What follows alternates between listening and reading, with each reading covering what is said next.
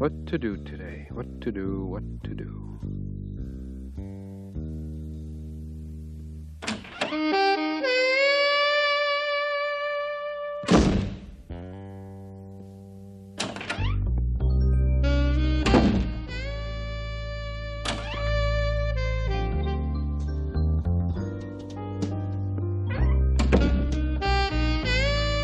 Hey, not bad. Nice fit. Here's looking at you, Sam. Play it again. What the?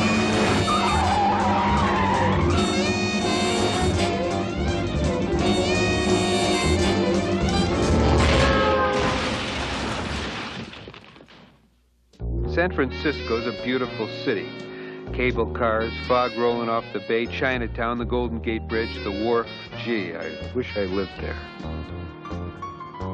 The dust had to be an inch deep on my desk. A thick layer of papers was forming around the base of the trash can. An empty bottle of milk lay on the floor next to the couch where I had a business engagement the night before. Coffee, Sam? Yeah. Kitty wasn't much on keeping an office clean, but she could make a great cup of coffee. I still remember the day she came in looking for work. She wanted to be a secretary. She had all the requirements. She made a great cup of coffee. I gave her a job. That was yesterday. Being a private dick isn't easy with a name like Sam Spayed. But I got all the requirements. I like babes and bullets. And I look kind of neat in a trench coat. More coffee, Sam? Nah. It was a slow day. The hours seemed to drag by like a New York Giants versus Brooklyn Dodgers doubleheader. I decided to get a phone. As I was leaving the office, I found myself face to face with one of the most beautiful creatures I'd ever seen. Are you Spayed? I never know how to answer that question. So what brings you here, and why me? There are 100 private investigators in town with better offices than mine. Who are you? My husband was murdered. Your chief, Tanya. Will you take the case? I had to think for a minute. Sure. Judging from the way she was dressed, she was obviously tapping some big bucks. Of course. It all makes sense now. She marries an old geezer, bumps him off, inherits all the money, hires a second-rate investigator to find the killer who she double-crosses and ends up scot-free. So how old was your husband, Mrs. O'Tabby? 23. Of course. It all makes sense now. Her husband was obviously a ladies' man.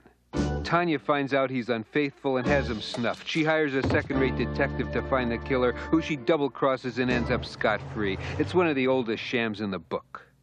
So what did your husband do for a living, Mrs. O'Tabby? He was at St. Maurice University, Mr. Spayed. He was head of the history department. Something wasn't right here. Sounds like a pretty tame profession, doll. Not exactly the kind of job where enemies can be made. We all have enemies, don't we, Mr. Spayed? Call me Sam, please. What makes you think your husband was murdered? He drove off Old Mountain Road, Sam, please. That's 40 miles away. He had no reason to be there. Besides, he was an excellent driver. The police say he probably fell asleep at the wheel, but I just can't believe that.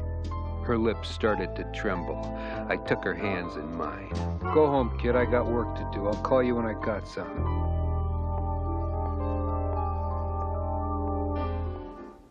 My life's full of babes and bullets.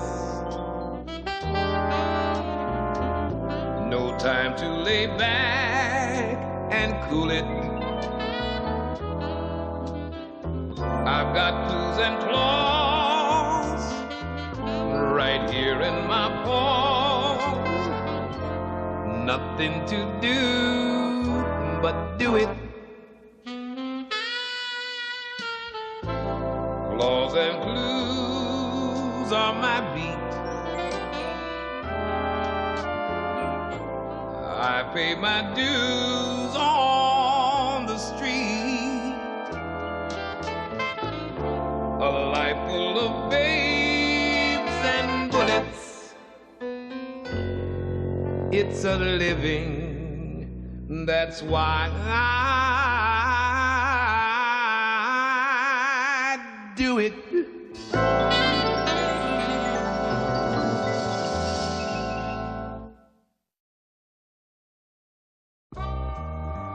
Why someone would murder a 23-year-old college professor was beyond me. Maybe he'd delivered just one too many lectures on the Boxer Rebellion. Stranger things have happened in this town. My first stop was the city morgue. It was 11 a.m. Walking up the steps to the morgue, I saw my old adversary. It was Lieutenant Washington. Spade, what brings you down here? Trying to find a client? Sure, Lieutenant. He's the one your blue boy shot in the back for jaywalking. Watch it, Spade. I still have your license under investigation. Oh, yeah? Well, at least I know it's safe for a while. Spade, don't push me. Wouldn't dream of it, Lieutenant. Have a nice day. The lieutenant was still saying goodbyes as I walked into the morgue. I spotted the coroner, Bert Fleabish. Spade, what brings you down here? Hey, Bert, I need to see a body. Who doesn't, eh, Sam? What's the name? Professor O'Tabby. Oh, yeah, tough break. Nice fella. You knew him? Oh, not really. My kid attended St. Maurice and had his class. Really liked him, too. Except for his lectures about the Boxer Rebellion. I could tell Bert sort of liked the guy by the way he pulled out the drawer with the stiff. O'Tabby looked like he'd been worked over by the maulers of the Midway. It didn't surprise me. When's the autopsy scheduled, Bert? Autopsy? What autopsy? His wife thinks it was murder, Bert. Murder? Sam, the man died in a disastrous car accident. Looking down at O'Tabby, I noticed some yellowish-brown coloration on his chest and stomach hairs. Hey, Bert, you have any explanation for this? Any kind of fluid from a car can make a stain like that. Do you have his clothes and any items he had on him when he was discovered? Sure, Sam. Right here. I searched through the clothing looking for anything that might suggest murder. Right now, it looked as though poor O'Tabby had just had a bad break on the mountain. His shirt was about the only item of clothing that was still recognizable. I noticed the yellowish-brown stains were in the same location on the shirt that they were on the body. I'd seen stains like this before, but where? Maybe something would come to me later. There was a curious little stone in the shirt pocket. It was a very colorful stone on one side, almost as though it were painted. I'll be right back, Sam. Sure, that's what my ex-wife said. As Bert went to answer the phone, I put the colorful stone in my pocket. I don't know why, really. Maybe I just like stones. Is there anything else you need, Sam? A clue, a motive, and a murderer. Good night, Bert. Sam? Yeah, Bert? It's noon. It took me an hour to drive to the scene of the accident. I didn't know what I was going to find there, but what the heck, I'd at least get a breath of fresh air and I could put the car in the expense account. It looked like I wasn't the only one who had that idea. Taking a nature walk, Tanya? Sam, you startled me. I was trying to keep my mind on business, but I couldn't help but notice the lovely view. One word of advice, sweetheart. It's not smart to return to the scene of the crime. I was hoping to find a reason for my husband being here last Friday night. Like, what kind of reason? I don't know. A clue of some kind. I'd understand if you were here to cover up your tracks. Are you saying I murdered my husband? Nothing personal. Oh,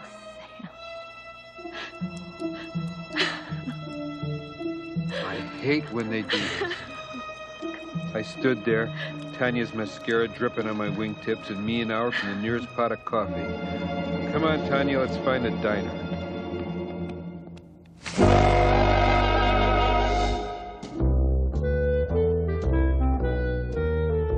So why do you suspect me of murdering my husband? I suspect everybody, baby. Here's a list of suspects I've put together so far. Sam, your name's on this list. I don't remember where I was last Friday night, Tanya. Therefore, I don't have an alibi. I've been tailing myself for the past 3 days. That's sad. What's sad? You must be a very lonely man, Sam Spayed. You could fix that, Tanya. What are you trying to tell me, Sam? Do I have to spell it out? Give it a shot. Y-O-U-C-O-U. There's a lot about me you don't know, Sam. I know you're great looking and you dress nice. But what if I did murder my husband? What would you think of me then? I'd wait for you to get out of prison, baby. It's not like my social calendar's exactly packed. How long can a murder sentence be? 30, maybe 40 years? I'll get it.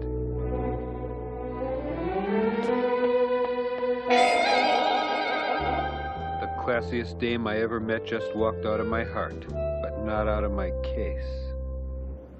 Next on the list was Otabi's office at the university. I was still a couple of blocks from the campus when I brushed by a big goon on the sidewalk. He had fists the size of babies. He dragged me into a darkened alley and pounded me into next year. As I lay there in a crumpled heap, I smiled to myself. I must be on the trail of something hot to rate a beating from this Neanderthal. I put my jaw back in place and pointed an accusing paw at my assailant.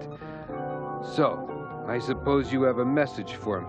Yeah, I'm your landlord. You're 2 months late with a rent. Right.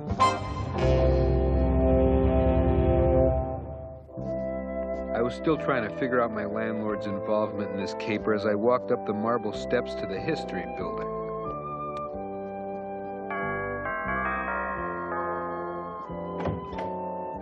Are you in charge around here? Yes, I'm Professor O'Felix. How may I help you? I'm Sam Spayed, P.I. Oh, nice wallet, Mr. P.I. Yeah, I'd like to ask you a few questions about Professor Otabi. Yes. What a shame. Poor fellow must have fallen asleep at the wheel. Such a waste. I really don't know how I can help you, but I'll be glad to answer any questions you have. Nice guy. He led me to his office and poured us a cup of coffee. I would have preferred my own cup. Now, what would you like to know, Mr. P.I.? Call me Sam. Sam Spayed. Was Otabi in any kind of trouble that you know of? No trouble. Professor Otabi was a solid citizen. He was well respected by the faculty and his students. Besides, I don't know much about his personal life. Perhaps you should talk to his wife. His wife? Yeah, I've talked to her. According to the time of death, you must have been one of the last people to see Professor Otabi alive. Any idea what he was doing up on Old Mountain Road last Friday night? Yes, that much I do know. He was going to visit Maudie O'Purr, a St. Maurice alum. Why was he going there? Maudie's a big contributor to the university, especially to the history department. Professor Otabi called on her every Friday night to help her in any way he could. You see, she's a widow. It was Maudie's wish that no one know of his visits. She was a bit eccentric in that regard. Of course. It all made sense now. Otabi, under the guise of visiting a benefactress to the university, was in fact having a clandestine affair with a wealthy widow. How old is Maudie O'Purr? 93. Rats. Mr. Spade, I didn't mean to insinuate anything by my statement. It's just that, well, on more than one occasion, Professor Otabi had to put a woman's feelings in perspective. You see, he was a handsome man and quite popular with the ladies. So you don't think he ever gave in to temptation? Oh, no. His only weakness was coffee. I rarely saw him without a cup of it in his hand. Well, I think we all depend on a cup of joe every now and then. Thanks for the information, and no offense intended, but this is really lousy coffee. Yes, I admit my coffee needs work, Stan. The lady that normally made our coffee left us recently. She made excellent coffee. She's going to be hard to replace. In fact, I've had to pick up her chores in addition to my own duties. Work on that coffee.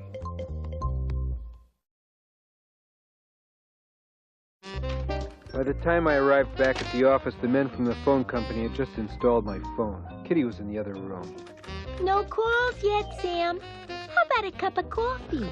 You read my mind, sweetheart. Hey, Kitty, do we have Tanya's phone number? Klondike 51234, Sam. Thanks. The girl might not be a good office cleaner, but she has a great memory. Oh, why didn't I remember that number? It sure is an easy one to remember. Hello, Tanya. Sam Spayed. Mr. Spade, but what did you find out? I stopped by your husband's office today and found out a few interesting things. Oh, really? Who did you talk with? A Professor O'Felix. Do you know him? Professor O'Felix was my husband's assistant. Kind of old to be an assistant, isn't he? Oh, we never really thought of him as an assistant. He worked as hard as my husband with the students. He's been with the university all his life. In fact, he was my husband's instructor. It was Professor O'Felix who inspired my husband to go into the teaching profession.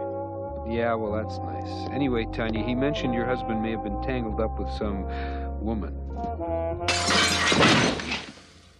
Gosh, that's hot. Sam? Hello, Sam? Are you okay? Look, Tanya, I'll call you back. I got a bit of a mess right now. Sam, I'm sorry. I don't know what I was thinking about. It's okay, Kitty. Run and tell maintenance we need a mop and a bucket. I'll pick up the pieces of the mug. That hot coffee in the lap was enough to give a literal meaning to my last name. I went to the sink to clean up. As I took off my jacket, I saw a huge coffee stain covering my shirt. Wait a minute. Coffee stains. That's what they were. O'Tabby had coffee stains on his shirt. Why would a man that was dressed as impeccably as O'Tabby wear a coffee-stained shirt? Where did the coffee come from? And why am I talking to myself? I searched my pockets for the pretty painted stone I took from O'Tabby's shirt pocket. I looked at it carefully. It was painted, all right. A painted piece of ceramic.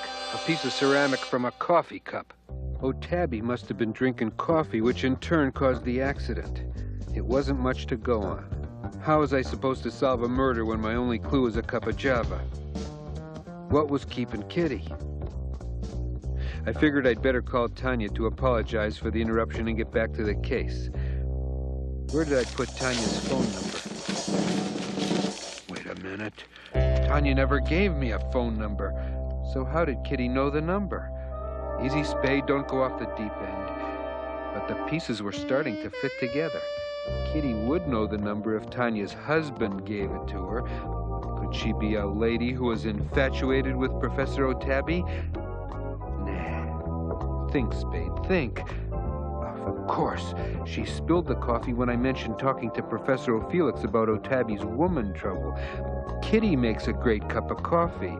So did the girl who recently left the university. The same girl I hired only yesterday. A girl who was infatuated by a man she could never have. So what does she do?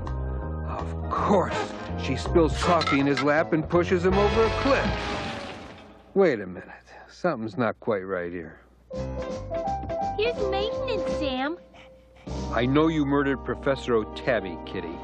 What are you talking about, Sam? You loved him. He didn't love you, so you snuffed him. Yes, I loved him. He didn't love me. I couldn't have him. So you what? So I left. You left? Yes. The thought of working at the university so close to him and not being able to have him was too much to bear. So I left. But I didn't murder him.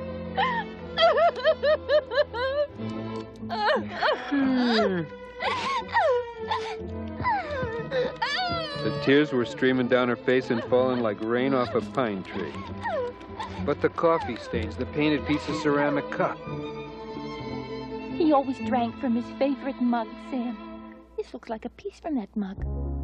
I don't know how it got broke. I just ran out of suspects. Kitty, did you have any duties in the office other than making coffee? I was Professor O'Tabby's girl Friday. I sorted his mail, answered the phone, kept his appointment calendar, filled his prescriptions, sharpened his pencils. Wait a minute, filled his prescriptions? Yes, Professor O'Tabby was an insomniac. The coffee kept him awake. He needed very potent sleeping pills to help him doze off at night. I remember him bragging one of those pills could knock out a bull elephant. It took 2 of them to put him to sleep, and that took an hour. Kitty, stay here and help maintenance clean up this mess. Where are you going, Sam? To pick up a murderer, baby. Nice touch. I found Professor O'Felix in the university chapel. Asking for forgiveness, Professor? For what it's worth, Mr. Spade, I just didn't have anything to lose. Let's go. By the time the paperwork was done, it was 8 p.m. Lieutenant Washington was his usual charming self as O'Felix was being booked. It had been a long day. I thought I'd better check in on Kitty. She was pretty shaken up when I left. I entered my office and found Tanya O'Tabby sitting on the couch. She stood up sobbing and gently put her arms around me. She didn't say anything. She didn't have to. I understood. I don't understand. I saw you following me today. I wanted to make sure you were on the right track, Sam. Well, thanks for the hint. I knew a sharp guy like you would figure it out. Look, you big lug, why don't you cut the tough guy act and give me a smile for once? How's this? That's better. Now let's talk about you and me, baby. Wouldn't work, Sam. We're different. That's the part I like. Face it, Sam. In any other time, in any other place, we might have had something, you and me. Yeah, I guess you're right, Tanya. You're a sophisticated lady, and I'm just a working stiff. You like hot dogs, and I like caviar. Yeah. I'm refined, and you're a slob. I'm first class, and you're coach. I get the point, Tanya. But you're still all man, Sam. I really wish it could have worked out. I'll never forget you, Tanya. Goodbye, Sam.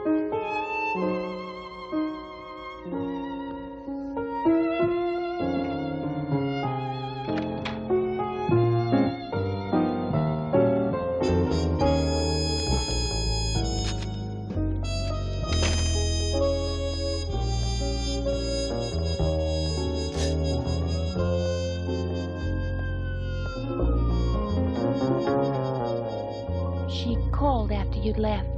I told her you were going to nab the murderer. She came right over. I didn't answer. My thoughts were still in the arms of a classy babe. There had better be a check in that envelope.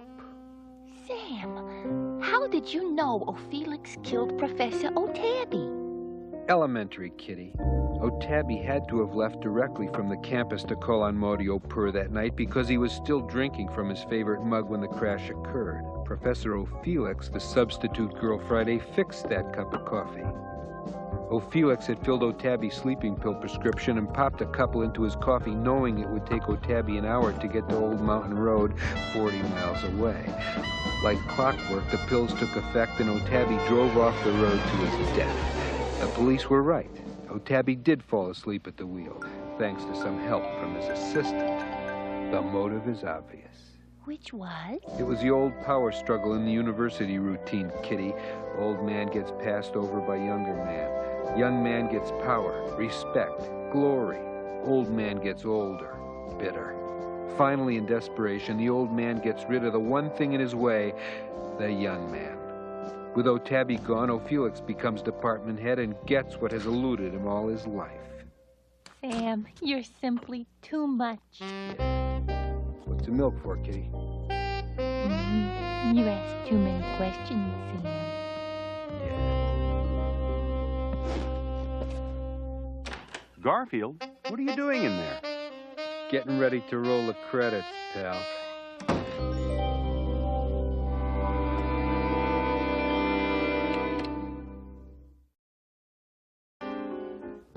My life's full of babes and bullets. No time to lay back and cool it. I've got clues and claws right here in my paws. Nothing to do but do it.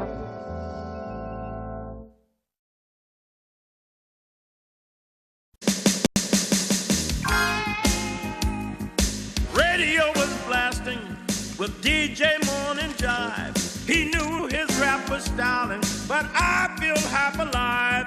I think my eyes are open, but I'm not really up.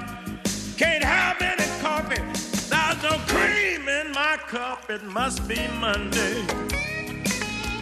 No matter what the DJ say,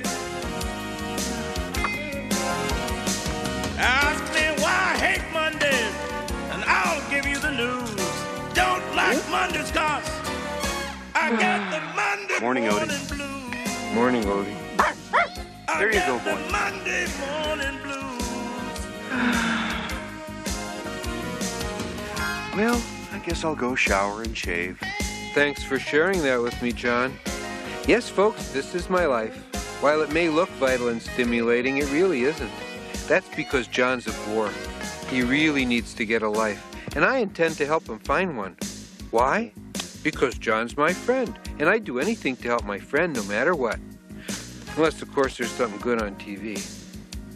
Ah, time for my favorite show, Yukon Stinky. This week, Yukon Stinky insults a polar bear. Oh, can't miss that. Hey, John's life can wait.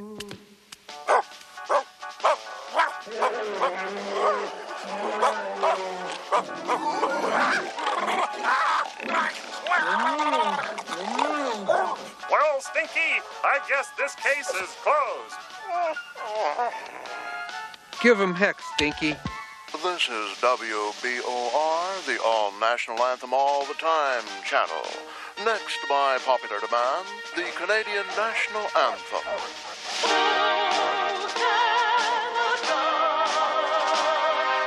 And if you're not completely satisfied with your Ajax nose hair tweezers, we'll refund all your tweezed nose hair. Take that! And that! And that! Oh, and that! And if it's not too much trouble, and if you don't mind... That should be enough stimulation for one morning. 1, 2, 3, 4, 5, 6, 7, 8, 9, 10, 11, 12. 141, 142, 143, 144. Garfield, did you know the bedroom ceiling has 144 tiles? The living room has 214. I'm bored. Why don't you organize your sock drawer? I'd organize my sock drawer, but I just organized it last night. I'll be the judge of that. Whoa, I'm impressed. All nicely tucked and sorted by color and size. These are the winter socks. The summer ones are in the other drawer. Here we have your natural fiber socks.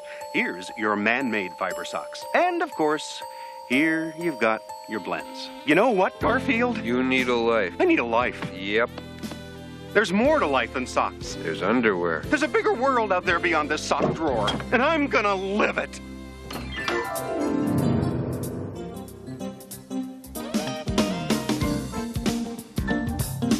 Get up off your easy chair now. There ain't no time for sitting there now. No more days marking time, long into the night. Now is your chance. Turn on the light, go on and get yourself a light. Get yourself a light. Nothing to it, boy, until you do it. Get yourself a light. Nice touch.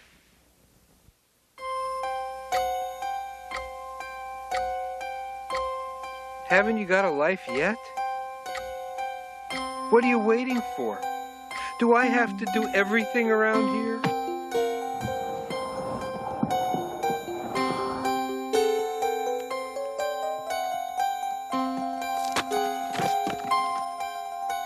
How to Make Friends and Fool the Rest. Obviously, a book on sincerity. I forgot I had this book. Hey, this chapter on getting dates is just the ticket. Great. Read it and give me a full report. The sooner you get happy with your life, the sooner I can get back to mine. Humans, never satisfied. If only they'd learn to be content with the simple things in life, like lasagna, a good nap, family, dog breath, P.U. Huh?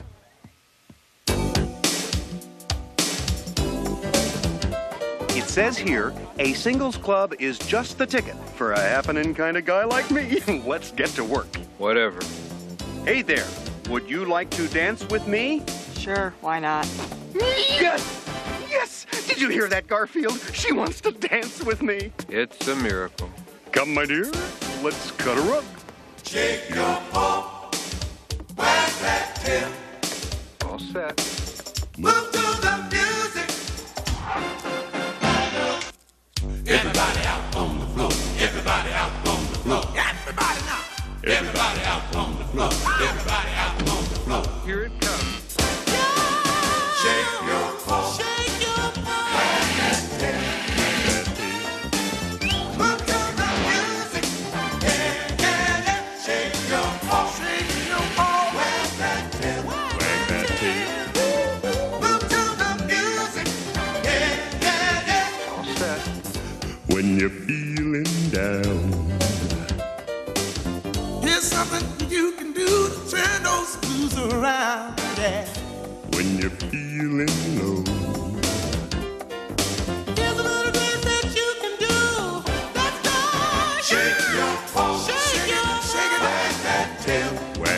tail. Well, move to the music. Yeah, yeah, yeah. Shake your ball. Shake your ball. Wag that tail. Wag that tail. Move to the music.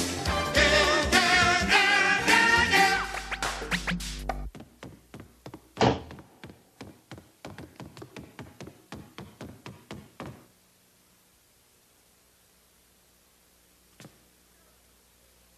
Hey, jerk!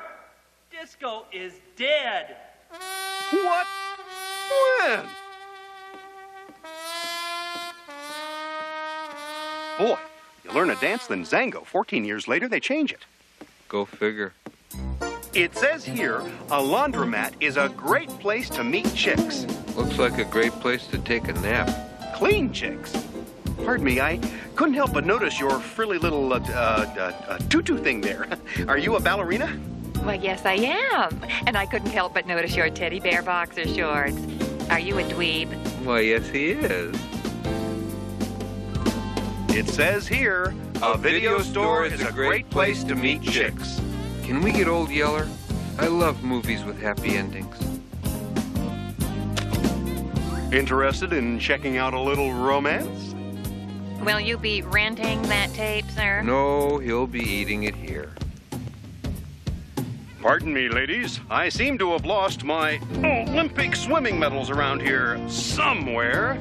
I might have lost them over there or over there. I just can't remember. Oh, well, I think I'll do some push-ups. Out of my way, Whip. Oops. Nice going, John. Here we are trying to find you a life, and all you can think about is eating. So as I was saying to myself when I saw you standing there, this is obviously a chick or lady of distinction and exquisite taste to be shopping in such an expensive store. Did I tell you what lovely eyes you have? And by the way, I want to thank you for listening to me this long without hitting me or shoving anything in my mouth. That means a lot to me. It really does. Hey, I tell you what. Let's get out of this place and grab a cup of coffee somewhere, okay? This way, Marie. Well, let's give him a hand for trying. This may come as a surprise to you, Garfield, but I'm just not very good at getting a date. No, go on. You're putting me on. Hello there. Don't flatter yourself. Steve Reich one. Maybe I ought to just forget about meeting anyone, ever. Maybe I'll become a nun. As long as it gets you out of the house. Hi there. Take a hike. No thanks, I just took one. Steve Reich 2. What is it, Garfield? Is it my breath, my looks, my personality? Why can't I? Yo there! Buzz off. Buzz! D. Reich 3. Yes, sirree, Bob. It's times like this, I sits back and feels blue. Oh, no. And when a man feels this blue, he's just gotta get it out. He's gonna sing. A man's just gotta sing. I ain't got no woman, it's raining on my shoes. My cat is fat and worse than that, I got nothing but the blue.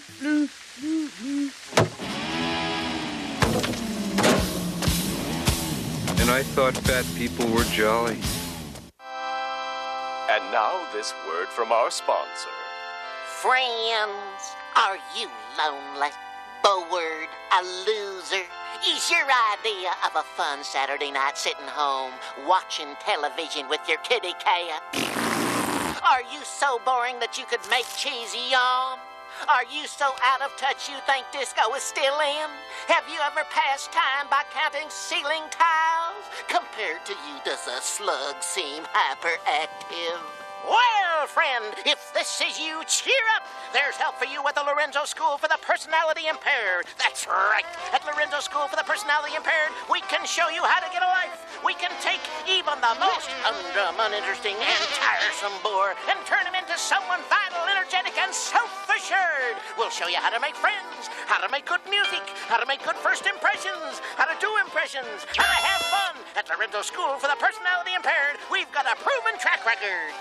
I thought I'd never have a personality, but after only 14 weeks at Lorenzo School for the Personality Impaired, I now have a great personality. 6 months ago, I was a school crossing guard. Crossing the street was my life.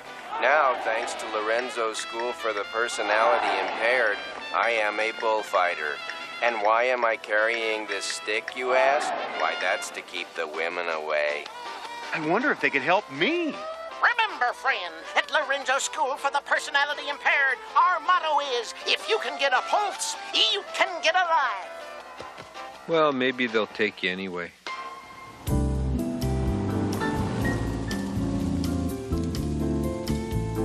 Hello, hello. Welcome to Lorenzo School for the Personality Impaired. May I help you? Yes, I'm here to get a life. I mean, I have a life, but it's boring. Well, it's not that it's boring so much as I just don't have anything unusually interesting going on. Not at the present, anyway. Not that I couldn't, of course. You might say I'm kind of... Yes, I see. Well, we want to start you right out in room 1A. That's how to make a good first impression. Down the hall, first door on your right. Have a nice life. I'd settle for a nice lunch. I wonder if this is the place. 104. 105. Yeah, this is the place. How do you do? My name is Lorenzo. And what is your name? John Arbuckle. And this is my... Are you the Lorenzo in the commercial? In person. Gee, on TV you sounded so... So what? So alive. Oh, that was a lip sync, you know. My body, Charlton Heston's voice. It's a theatrical thing. It's done quite often. I see. Onward and upward, shall we? Have a seat, Mr. Arbuckle. Good morning, class. Welcome to the Lorenzo School for the Personality Impaired, Inc. Remember, our motto is, if you can get a pulse, you can get a life. So the first thing we're going to do this morning is check ourselves for a pulse. If you don't have one, please raise your hand. Oh my, I see we have several. Well, keep your hands up in the air while my able assistant Priscilla will come around and give you a second opinion. The first step to becoming a vital person is to make a good first impression. Now, how do I do that, you might ask? Well, I'll tell you how I do that, you might ask. You do that by walking right up to the person, looking them right in the eye, giving them a firm handshake and saying, "Hello, my name is so-and-so." Everyone turn to the person next to you and give it a try, now. Hello, my name is so-and-so. Hello, my name is Mary Beth. Hello, my name is John. Hi, I'm Mona. Hello, my name is Garfield. You probably noticed I'm quite short and have excessive body hair. Was that okay? Was what okay? My first impression. I really have no idea what I'm doing. Oh, good. Uh-huh. Neither do I.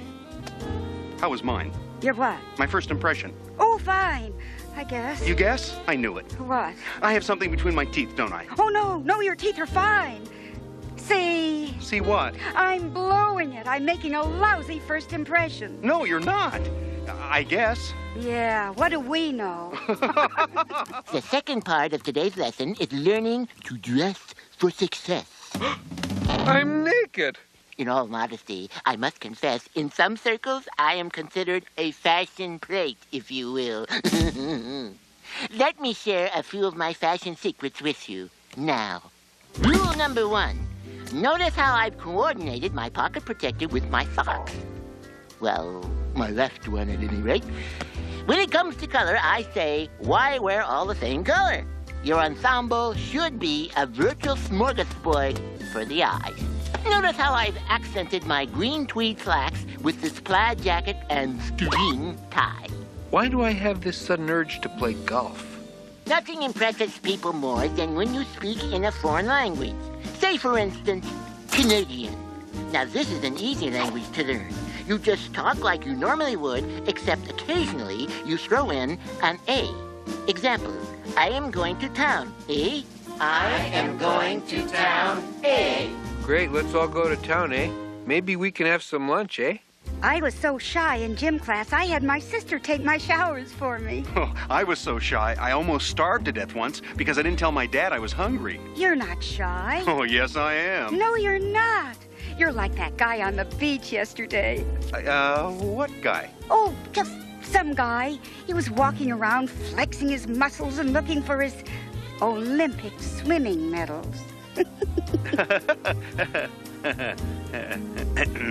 You don't really have to learn a language if you can sound like you speak it. People are really impressed if you can speak French or if you can sound like you speak French. Example. Vous êtes avec toi. En jeu évité, on te tel chante pas toi. Paris. Very impressive, no? You know, I've had just about enough sophistication for one day. How about you? Oui, mon ami. Hey, you. Monsieur Dumb Guy, remember me? What am I? Chopped liver? Duck pate? Foie gras? Why am I getting so hungry? That's a funny story. Oh, it's been a wonderful day, John. Class was great and dinner was fun, but most of all, I really enjoyed talking to you. Until I met you, I thought I was the only person in the world to get my tongue caught in an elevator door. And we didn't even have to speak French. What? Think about it. We had a wonderful evening without having to rely on anything we learned in class today. You mean we can be ourselves and still have a good time? It's a theory worth pursuing. What a concept. I know I've been working so hard to be what I thought other people wanted, I almost forgot who I was. Well, I'm glad I met the you. I was fresh out of other me's. Do you know, I've never been able to open up to anyone like this before.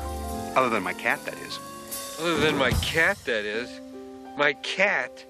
Yesterday I had a name. Yesterday I was his bosom buddy, his confidant.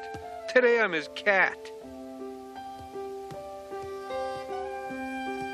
I can't believe it. John's actually met someone who likes him, and it's not even his mother. What's this world coming to? Who would have guessed?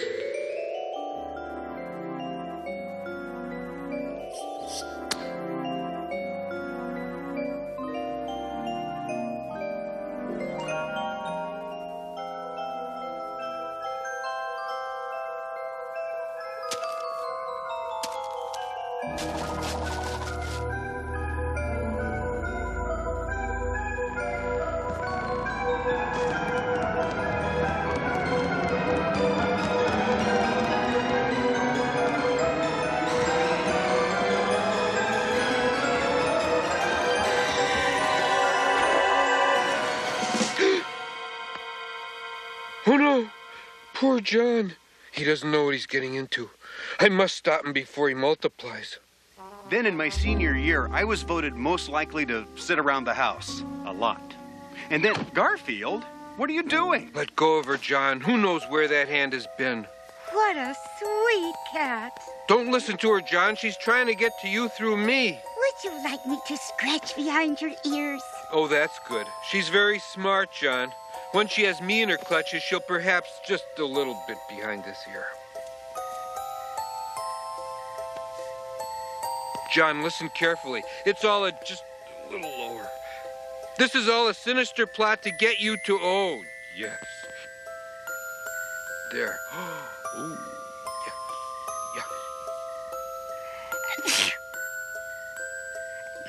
yes. Excuse me. You okay? Oh, I'm fine, really. It's just that I'm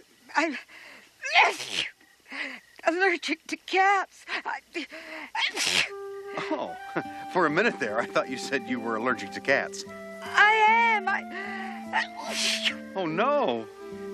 Oh, too bad. What a shame. She was so cute and such a good ear scratcher, too. Well, come along, John. Say goodbye to your little friend. It's time to fix dinner. This is terrible. I'm sorry, John. Can't you take shots for your allergy? They don't do me any good. What can I do? You can chuck her on the chin, say it's been nice knowing you, kid, and send her on her way. What if I shaved my cat? Hey, oh, hi, time out. John, what's with you? Oh, Mona, you are so sweet. We could really have been something, you and me.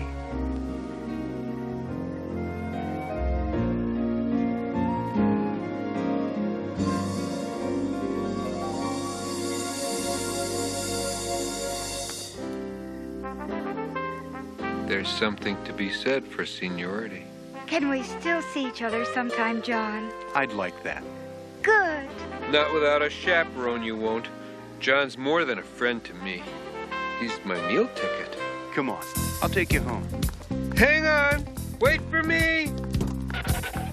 You're not leaving me behind. There's more than one way to skin a cat, so to speak. I saw this on a freeway once.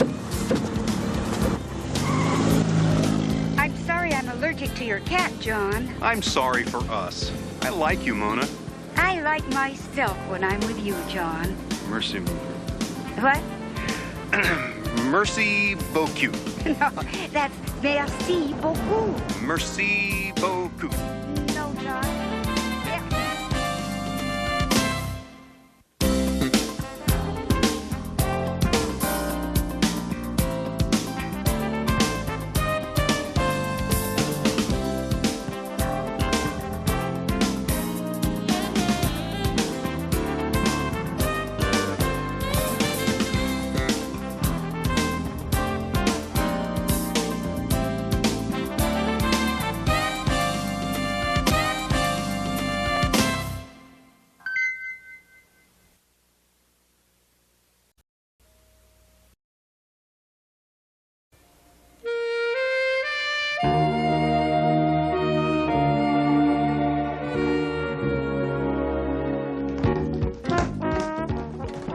Hello, folks. How do you do? Garfield here to entertain you. Thank you for that large round of indifference. Ladies and gentlemen, on the drums tonight, an old and dear friend of mine, Mr. Skins. I know you're out there. I can hear you breathing. 2, 3, 4. Impressions. Cat on a hot tin roof. Ooh.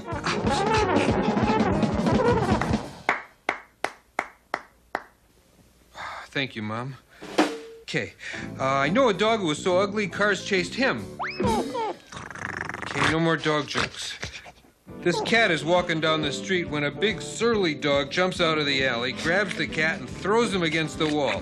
He picks the cat up and says, "Your money or your 9 lives."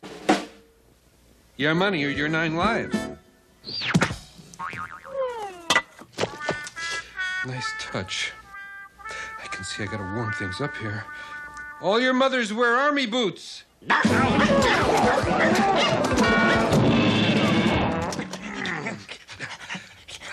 more like it.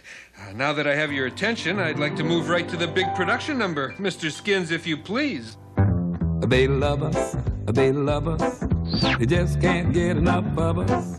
All you gotta do is look in their eyes. You can see they idolize us. They're smitten, they're smitten.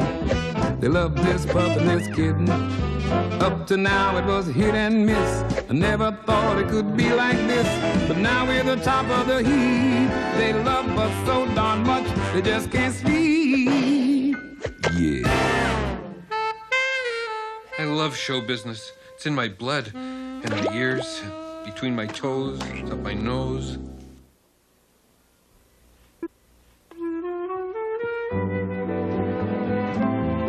Come on, boys. The show is about to start.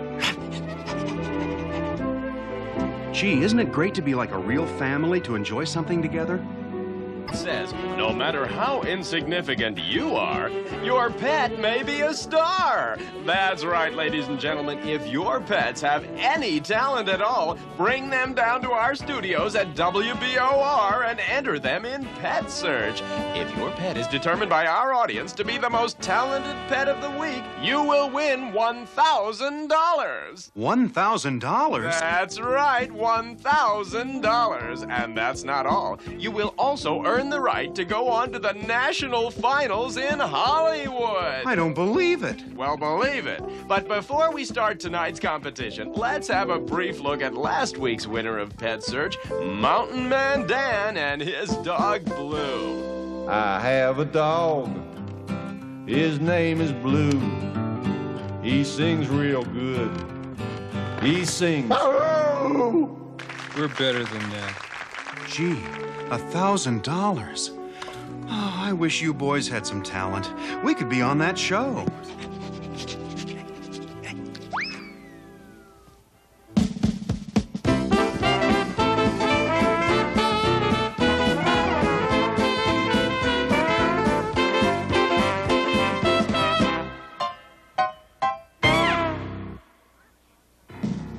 We're rich. We're famous. We'll win the contest and take this show on the road. You guys are fabulous. I had no idea you could dance. Shucks, that old number?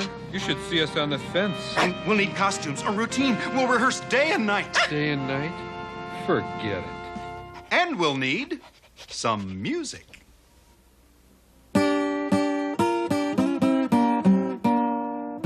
We're in big trouble, Odie. John's the worst. We'll be laughed off the air. The show is called Pet Search, not Dummy Search.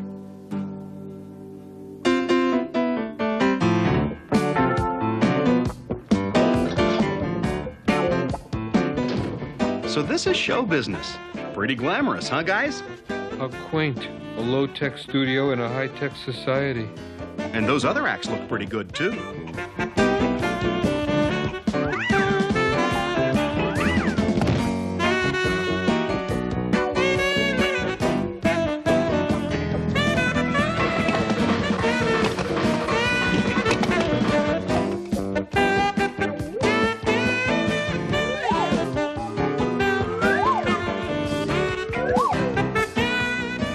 Boys, remember what we rehearsed. Let's get into our costumes.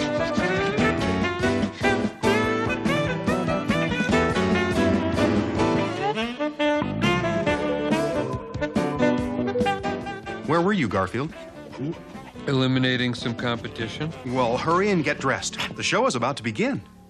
Hey, you're on in 5 minutes. Don't be late. Come on, guys. Let's break a leg. 10 seconds till air. 9, 8. Ow! Let go, you stupid dog! Get out of here! Ooh, if it wasn't, I'd like to... You're on! Good evening, ladies and gentlemen, and welcome to...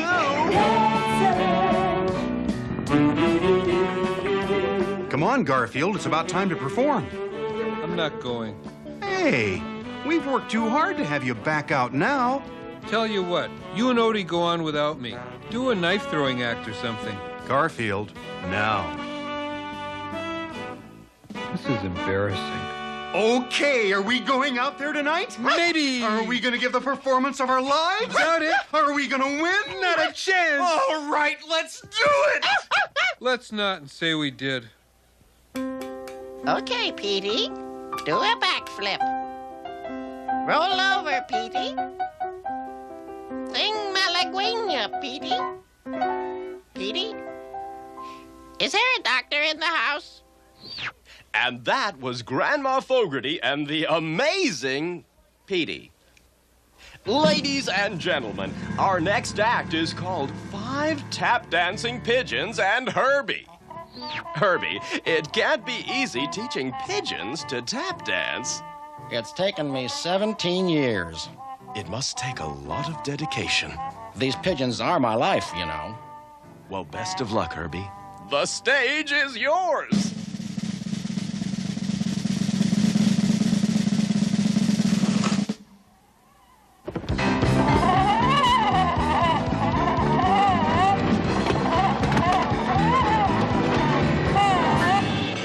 I think we have it wrapped up, guys.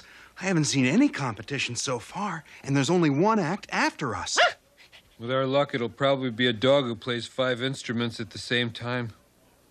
Our next act is a local group. Ladies and gentlemen, Johnny Bop and the Two Steps. Johnny Bop and the Two Steps.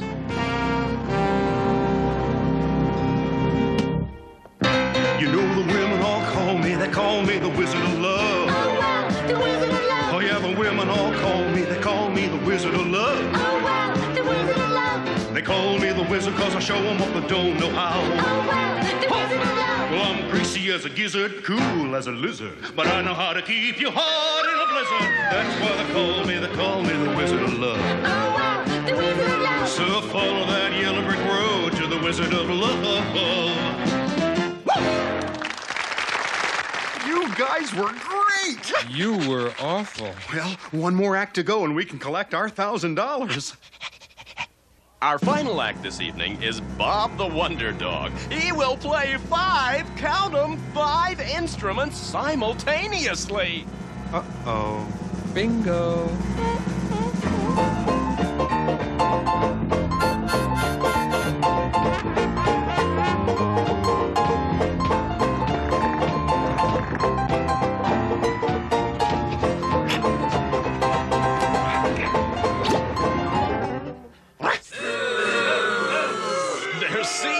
actually a disqualification. Well, those are all the acts, so it's time to let the studio audience determine this week's winner. May I have all the contestants on stage, please? This is it. Good luck, boys.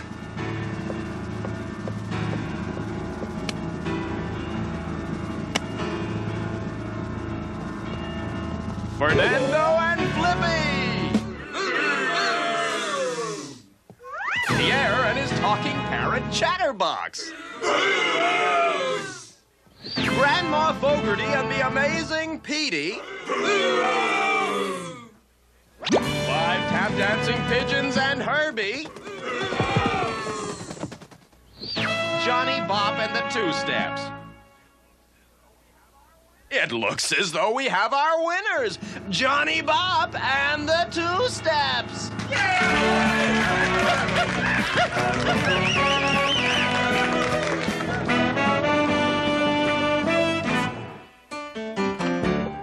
What a night.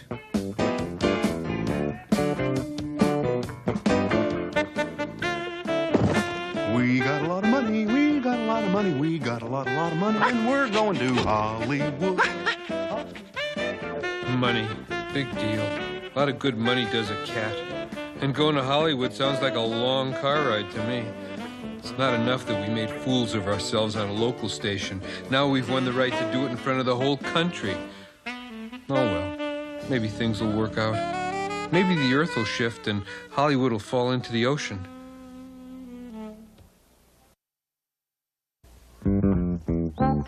Hurry up, boys. Hollywood is calling.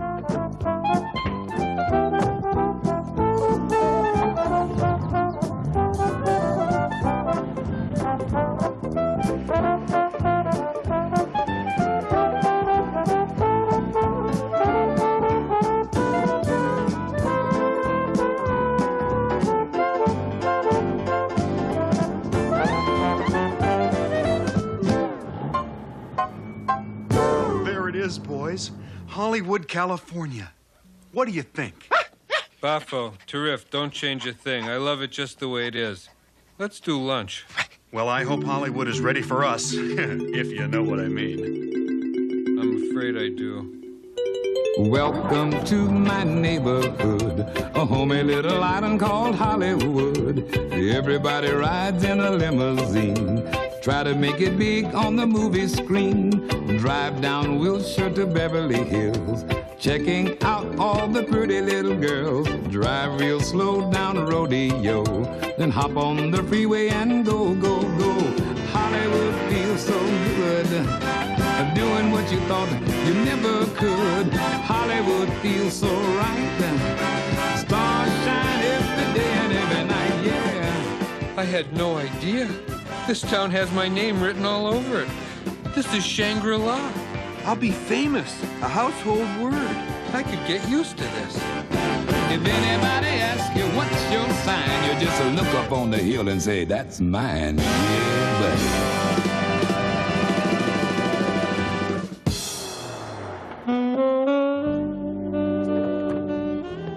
Have the bag sent to my sweet John and tip the bellman well. You know what a heavy tipper I am.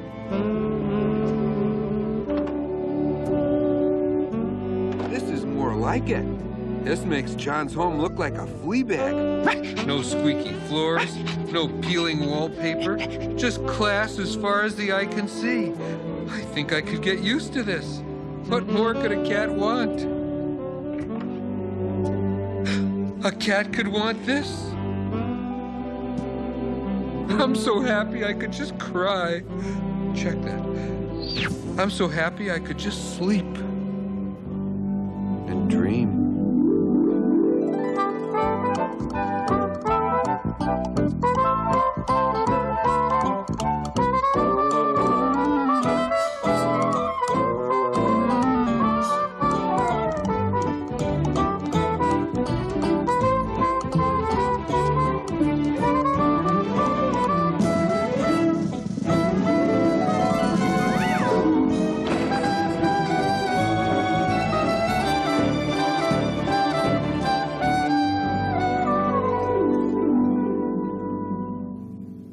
This is the life, isn't it, boys? Better enjoy it while you can. We'll have to go back to reality pretty soon. Reality? Where's that? Well, while I take a shower, why don't you boys do some rehearsing? Rehearsing? A lot of good rehearsing that stupid act is gonna do. Well, Jon and Odie can go back to reality if they want to, but I'm not. I'm staying. I'm gonna win that talent competition, become a star, and live out my days in the manner to which I'm going to be accustomed. Odie, come here. Odie, we're pretty talented, right? We're good dancers, right? We went to Pet Search and won, right? And we're gonna win in Hollywood, right? You're right, we're not gonna win, right? Because our act stinks, right?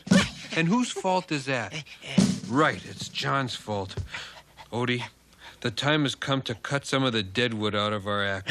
And there's only one way to do it. Not a pretty job, Odie, but somebody has to do it. Here, give me a hand. Good work. Ready, boys? I better tune up the old guitar. Good luck. What's the matter, Jon? You look as though you've lost your only friend. My guitar is crushed. It's gone. Kaput. Gone to that big tuning fork in the sky, huh? You boys wouldn't happen to know anything about this, would ya? All right, you guys, come back here. What are we gonna do? The finals are coming up soon. We don't have a routine. Don't worry your pretty head about a thing. Leave everything to us.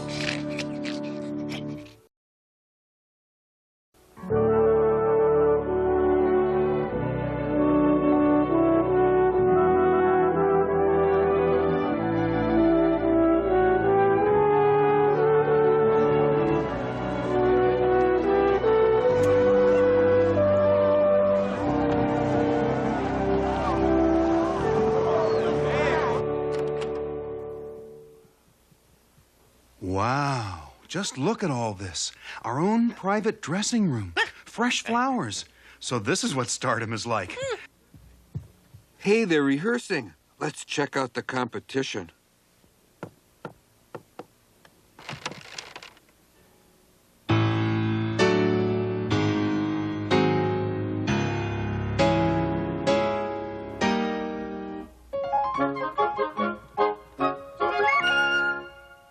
It looks as though the competition's a little stiffer than back home.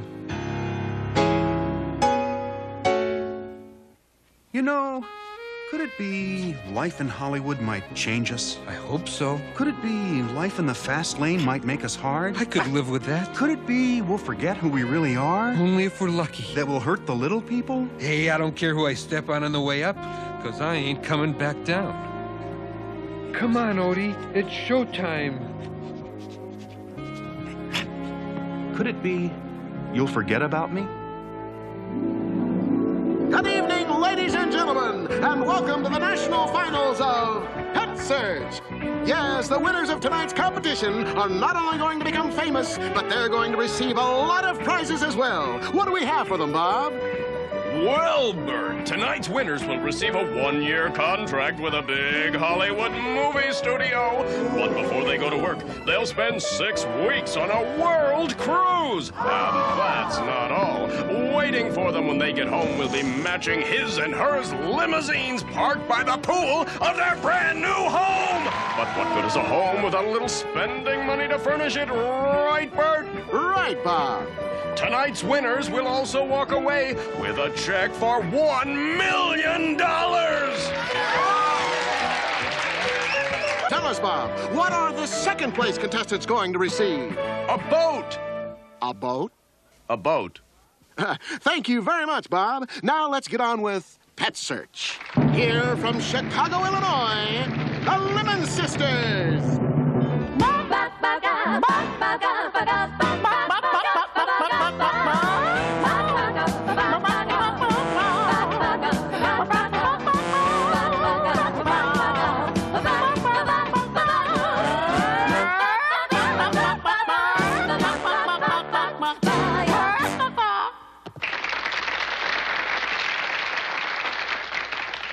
Those chickens were pretty good. Yes, they are. We must have them for dinner sometime. Here from New York City, the Garbanzo Brothers!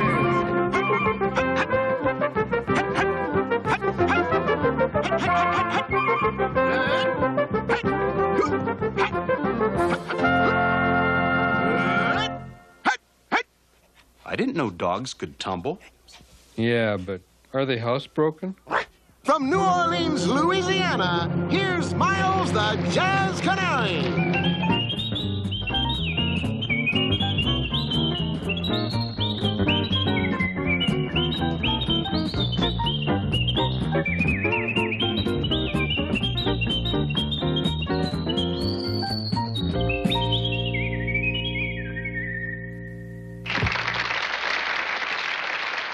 Winning all those prizes would be great, guys.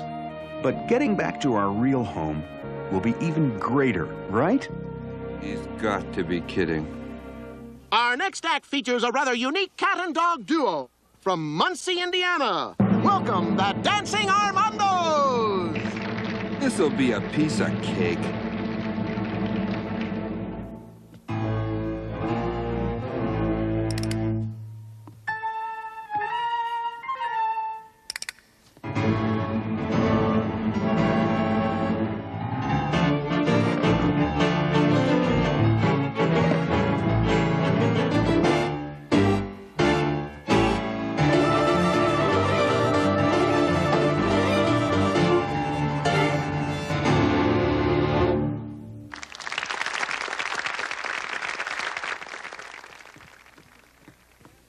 We were fantastic. We can't lose. We're #1.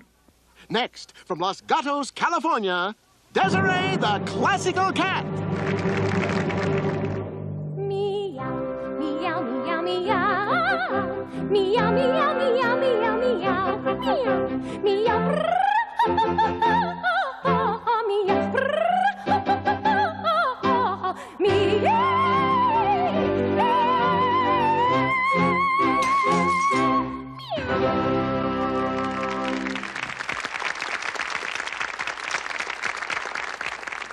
Ladies and gentlemen, our judges have reached a decision.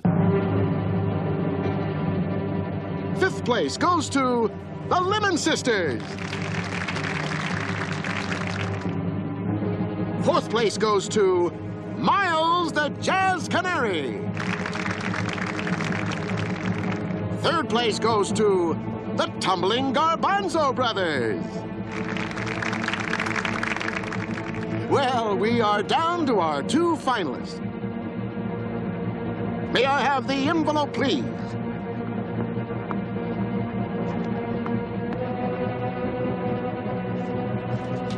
Whoops. Come on, will ya? Come on. 2nd place goes to the Dancing Armandos. The winner is Desiree the Classical Cat. We've been robbed! I demand a recount. The judges were paid off. Rip off! We've been rooked! Call Ralph Nader. We've lost everything. We really haven't lost anything, Garfield. We're still a family. We still have each other. Big, fat, hairy deal.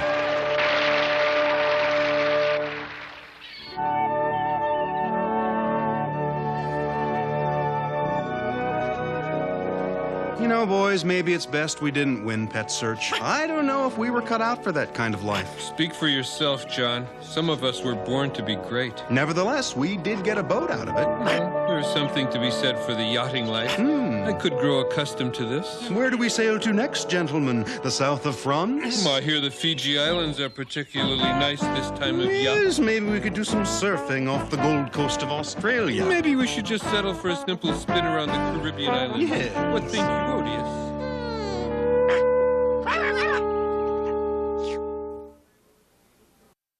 Hollywood feels so good, doing what you thought you never could. Hollywood feels so right, stars shine every day and every night, yeah.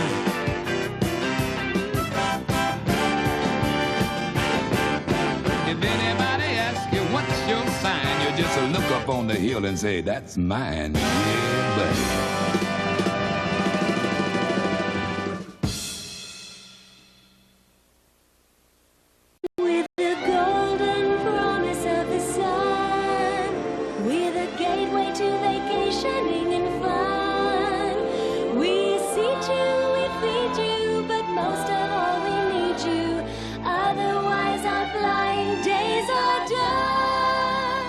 Paradise World, here we come. Isn't this exciting, Garfield? Come on, let's find our seats. I'm not going. Will you come on?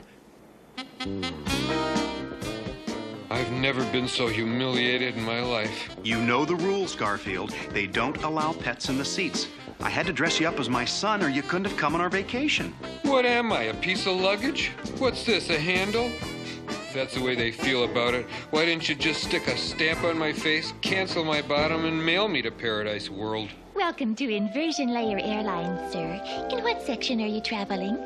Third class. What section, sir? Third class. I can't hear you. Third class. Oh. Your seat is in the rear of the plane with the rest of this line. Thank you. Why can't I get any respect, Garfield? When you travel, you must pay for respect, my friend. I think you'll enjoy flying, Garfield. It's a very smooth and comfortable way to travel. Then what are these little sacks for? The Easter egg hunt? I'd like flying better if I could keep one paw on the ground. What's that? Sounds like a wind cable fraying. Smoke! I smell smoke! Smoke! We're going down in flames! Relax, Garfield. We haven't even taken off yet. Great! Cats and children first! Yippee! Ha-ha-wee. We're all going to Paradise World. Hooray! Yahoo! Sounds like a dippy place to me. If John weren't such a cheapskate, we could be going to Hawaii right now. I'd rather be going to Hawaii. I'm a Hawaii-type kind of cat.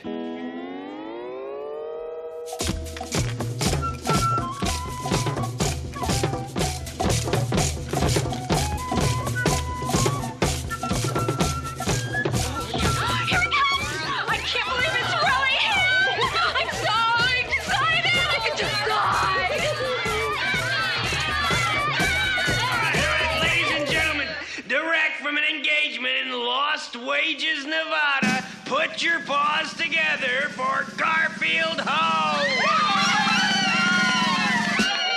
Thank you, Lenny. I love you. Now get out of here. It's so great to be back in Hawaii.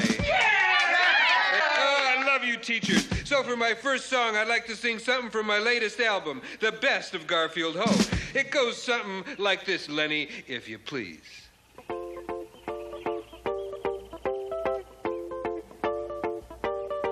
Hello, Hawaii. Hello, Hawaii. Can I come over? Can I come over?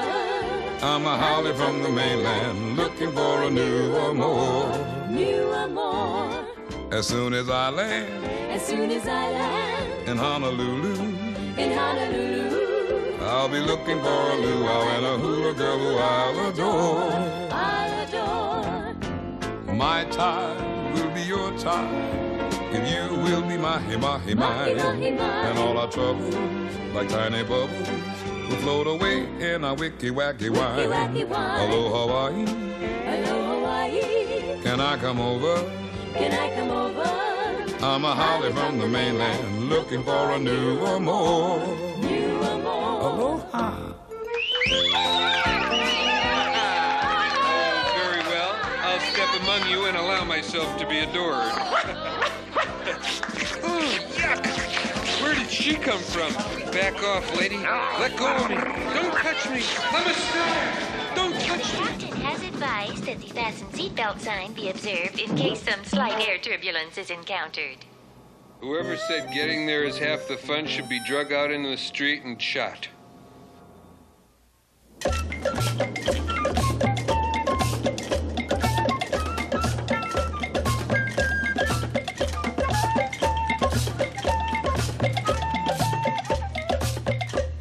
Hello, Paradise World. Oh, just smell that fresh air, Garfield. It's jet fuel, dummy. Well, the next item of business is to get our luggage. Hey, that's service for you. John, you look on the bright side of a train wreck. That was no service. That was assault and battery on our suitcases. I should never have packed my crystal mouse collection.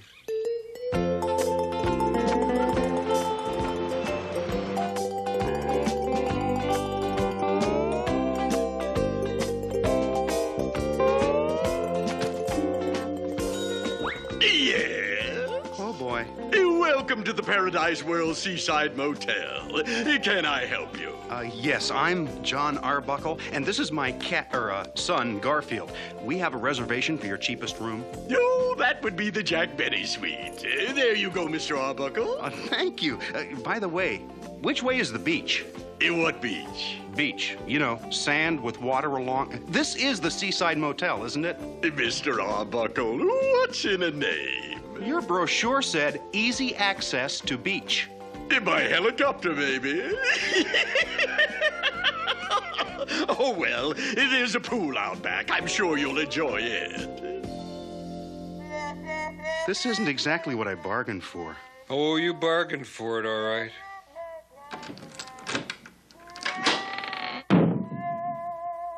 This must be our room. There's the bed and the bathroom's down the hall. Any questions? Yeah. Where are you going to sleep?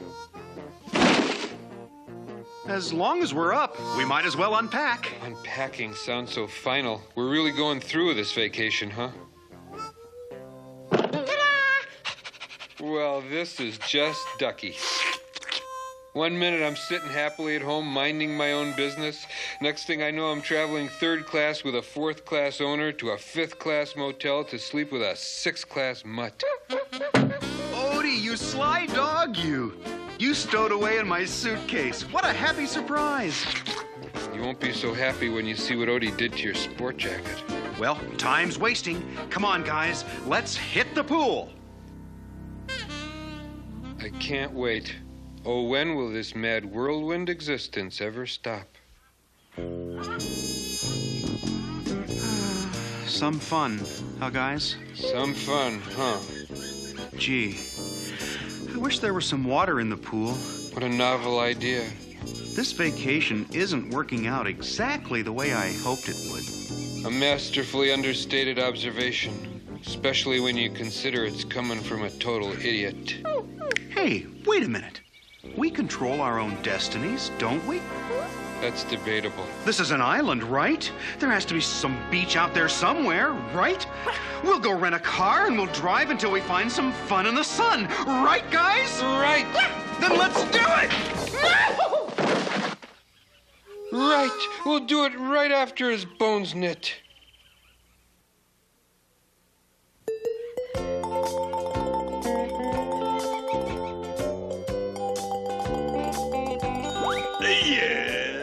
You look familiar. I have a brother in the motel business. Racket is more like it. Can I help you? We'd like to rent a car. But what kind of a car would you like? What have you got? We have one car.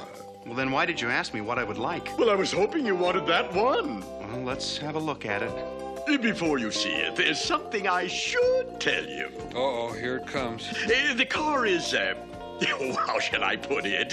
A vintage model. It has a few personality quirks, but it's all I have, take it or leave it. Let's see it. There she is. What do you think? She's beautiful.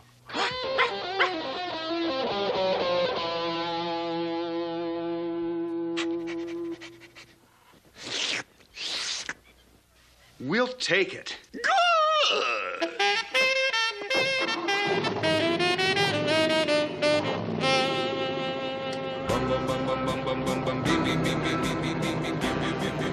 Somehow I knew it would be playing that music. Oh, this could be fun yet. To the beach, John. I love the sand and the surf and the summer sun. I love to hang around the beach and just have fun. Where the volleyball and the frisbee flies over all the pretty girls and the surfer guys. Now there's just one thing in this whole wide world that I don't have, and that's a girl. And when I find that girl, I'll feel 10 feet tall, 'cause then I'll have it all. Boom, boom, boom, Beauty and the Beach. I love the beach. I love the beach. I love the beach. I love the beach. Beauty and the beach. Is this great or what, guys? Come on. Last one in is a rotten egg.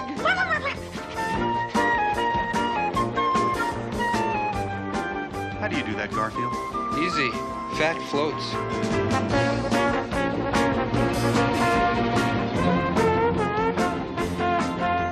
Sharks!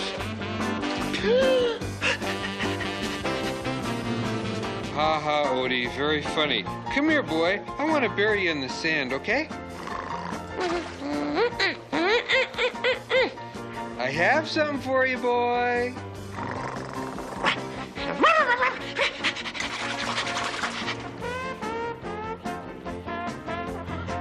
Hey, Garfield, have you seen Odie? Yeah, I buried him in the sand, but only up to his ankles. Hey, John, let's blow this scene. It's too warm here on the beach. You don't want to leave already, do you? We just got here. Put yourself in my shoes. You'd be warm, too, if you wore a fur coat to the beach. Let's do some cruising. Okay, we'll leave.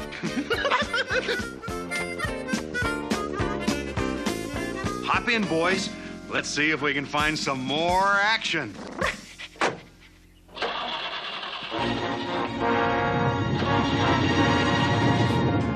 Hey, what? What's happening here? I can't steer. Help me!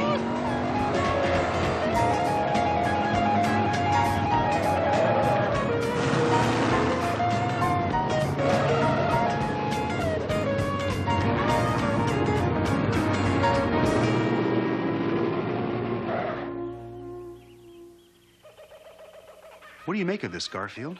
I don't know. And if I did know, I don't think I'd want to know. This place gives me the creeps. Let's get out of here. Start, Tanya, start. Uh-oh. Rats.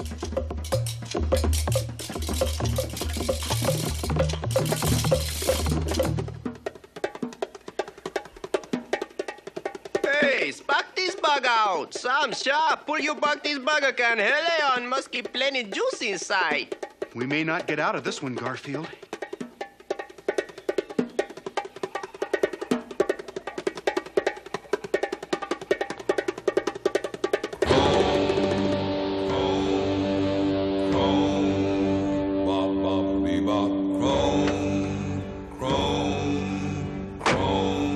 Look, Garfield.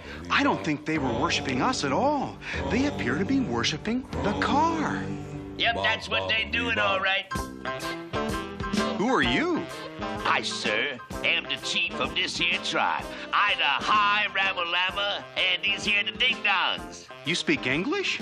Well, we watch a lot of beach movies, you know. This is all very confusing. Well, have a seat, I'll explain to you. You see, the Ding-Dongs are an ancient civilization. Our tribal rituals and native ways have remained virtually unchanged since 1957. Now, before 57, we were really ancient. All we had to listen to were a few Phil Harris records, you know. And then one fateful day, the cruiser drove into our village. Yeah, the cruiser taught us the ways of the world. We have never heard of important stuff like ballpoint pens or bushwhacks, anything like that. And as if it wasn't enough to teach us all those neat things, then he saved our lives. I'll never forget that night. Mount Hananui Louis Blah was about to erupt and destroy the whole village, you know? Mount Hananui Louis Blah? That's our volcano, yeah.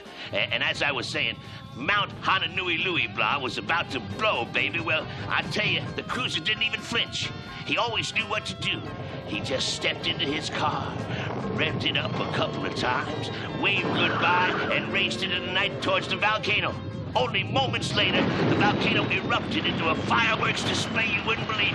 Oh, I tell you, we've never seen anything like that before. The sky was filled with all kind of beautiful reds, yellows, and chromes. And the volcano subsided and was never heard from again until today. Are you trying to tell me the cruiser drove his car into the volcano to save your village? We like to think so. That's some story. Well, it gets better every time I tell it. Do you really believe that? If we didn't, we wouldn't have built that shrine over there. Chrome, chrome, chrome, bop, boppity, bop, chrome, chrome. Hey, the car no like go. The engine only huli couple times in Makis. They all bust up. Ain't got no room, no room. No room, huh? What did he say? Pigeon says your car won't run, man. Let's have a look at it. Chrome, chrome, bop, boppity, bop, chrome, chrome. Hey, monkey, come over here. Hey, listen, this car won't run. Fix it. Chicka-pa-mooka, mooka. Chicka-pa-mooka, mooka. Chicka-pa-mooka, mooka. Hey, raise the hood, Mango Brain. Oh, yeah. Hey, listen, have this car fixed by dark, or I'll... You gotta know how to talk to auto mechanics, you know what I mean, man? I like him. Well, it looks as though you're gonna be here with us for a while, so if you will be my guest of honor, okay? I want you to enjoy my people, my hospitality, my beautiful daughter, Princess Aouda, and her cat. They all gonna entertain you. Aouda, Mai Tai, come meet my guests.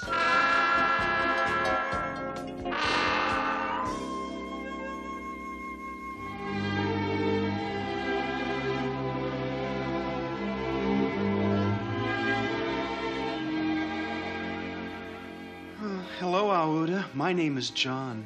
Hello, Jon. My name is Aouda. Hello, Mai Tai. My name is Garfield. Oh, hello, Garfield. Do you surf? No. Well, do you dance? No. Do you play volleyball? No. Then what do you do? Oh, eating and sleeping holds a great deal of fascination for me. Oh, good. Come again? All the guys here ever do is surf and dance and play volleyball. That gets a little old after a while. Tell me more.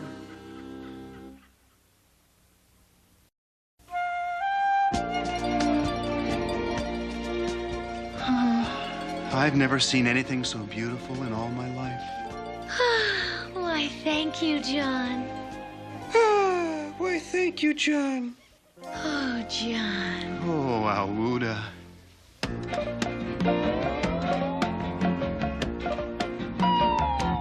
When I saw you in the sunset, and you told me your love would be true,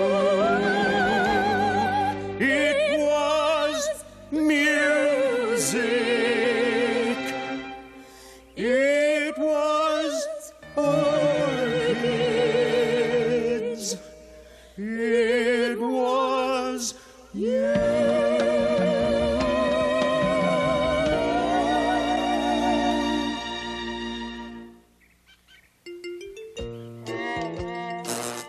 Careful, Odie. Hey, I think I know what's wrong with this thing. It's...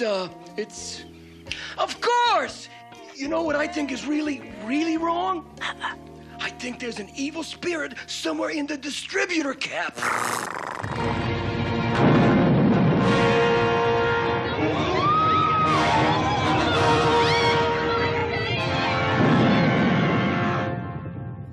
Nice touch.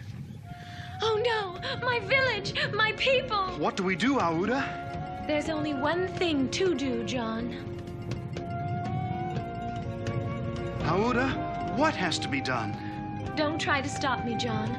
I must throw myself to the volcano. No. Yes. If I don't do it, my village and my people will be destroyed. Why you? My father is the chief. I am the princess. It is written that only a princess can appease the volcano. Check that. That only a princess and her cat can appease the volcano.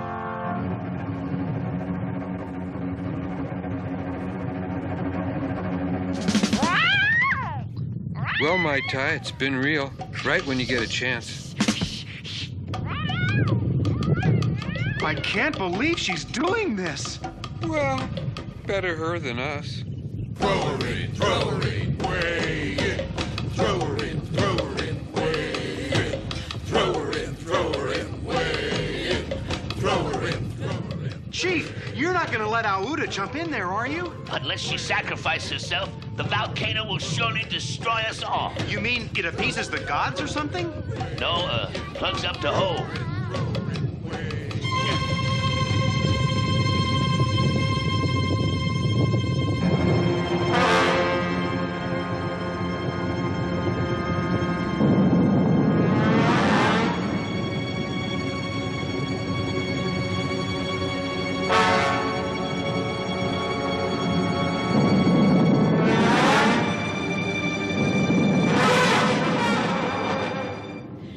This isn't working.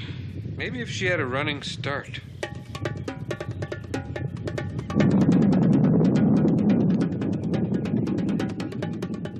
Mob, you won the 5-7. How swift? You for real or what?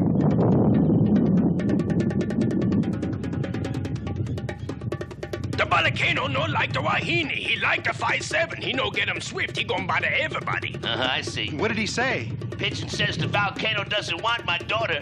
It wants the car. If it can't have the car, in about 30 seconds, it's gonna blow us all to pieces. There goes my damage deposit. Hey, you buggers, make sweep with the weeders. The volcano like the car most cushy, or he gonna blow everybody out the other side. Well, that's just great. First off, I get told if I don't fix the car, I'm gonna lose my head. Now he tells me if I don't get the car started in 30 seconds, I'm gonna lose my life too. We're out of time, Odie. Come on, let's give it our best shot. Hey, what's going on here?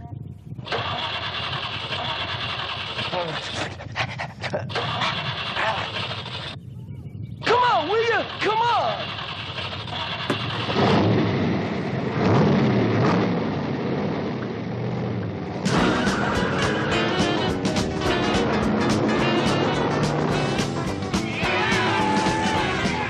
Attaboy, Odie. Go for it. Go, baby! Go! Jump off, Odie. Jump off.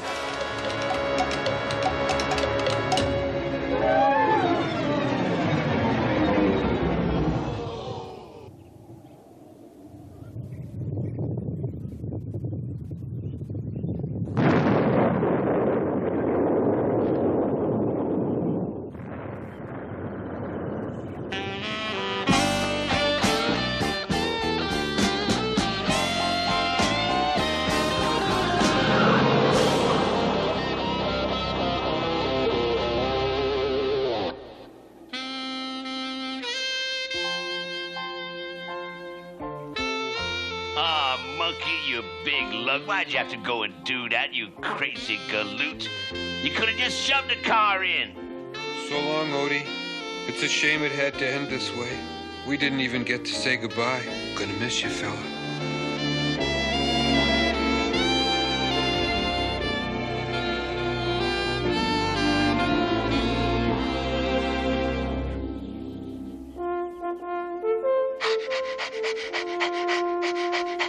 Odie!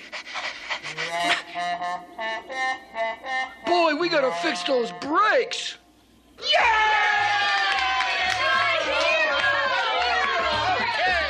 To the village, John. I love happy endings. Why don't we do this again next year?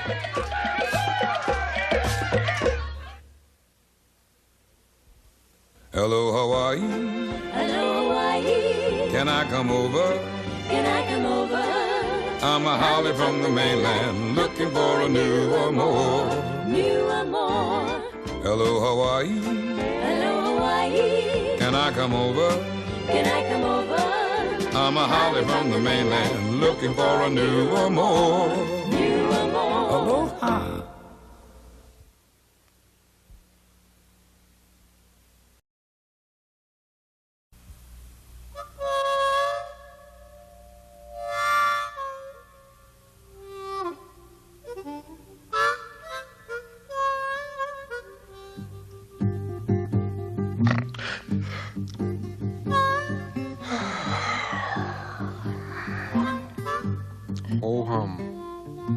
double ho hum.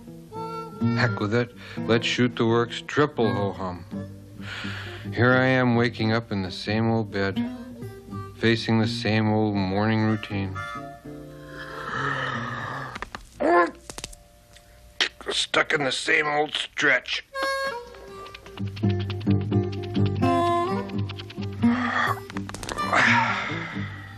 Ho hum, same old food. Have you ever had a day when you feel like you've slept and eaten it all? All the color has gone out of my life.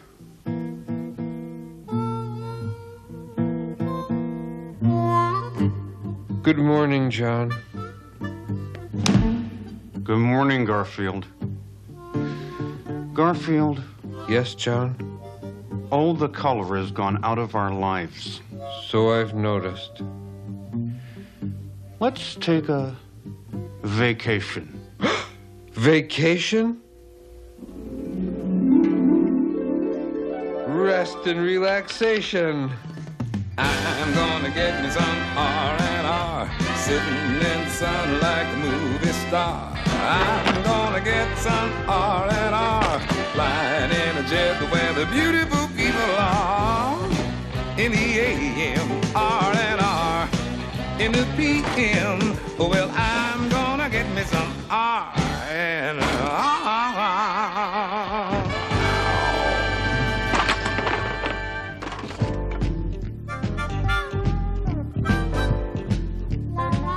Is that all you want to take on our vacation, Garfield? There's just one more tiny item.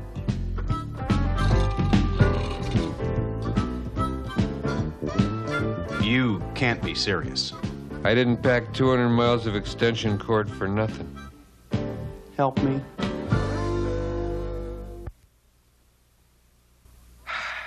I wonder where we're going on our vacation. Hawaii might be nice. Boy, this is the life. Sun, surf, and miles of sparkling white sand. Box. Help! Help! The volcano has erupted and my father's village is about to be destroyed. Your father's village, you say? Oh, yes. He is the chief. If you could save us, he would give you my hand in marriage. All you have to do is stop a molten lava flow. Stop a molten lava flow? You're cute. But you're not that cute. Acapulco would be a gas. Hark! What have we here? Why, it's a sombrero and a beautiful senorita. I will attempt to impress her by doing a hat dance.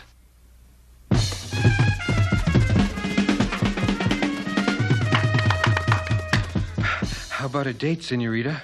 Oh, I don't think my brother will let me. Why's that?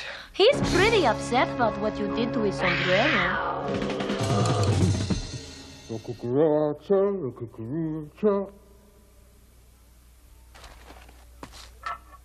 Venice sounds like my speed. Oh, so meow. Where to next, Contessa? How about to my place for some lasagna? Some lasagna? That'd be great.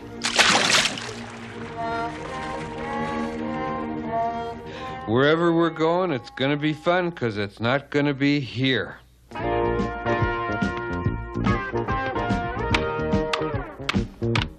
Don't keep me in suspense, big fella. Where are we going on vacation? Hawaii, Rio, the Riviera, or will it simply be a Caribbean cruise? Garfield, are you ready for this?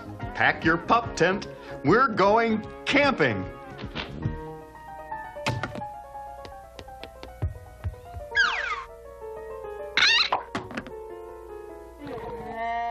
I'll try to contain my excitement. Ho hum. Ho hum. We are going camping, oh boy, a camping we are going to sleep in the tent. Not pay no rent, oh boy. We're going camping, whoopity-doo. Ha ha, we clap paws, squeal with glee. I'm so excited I could just barf. Don't get me wrong, camping isn't all that bad. Aside from the inconvenience, dampness, filth, second-rate food, insects, and cold nights, it's kind of fun. Speaking of fun.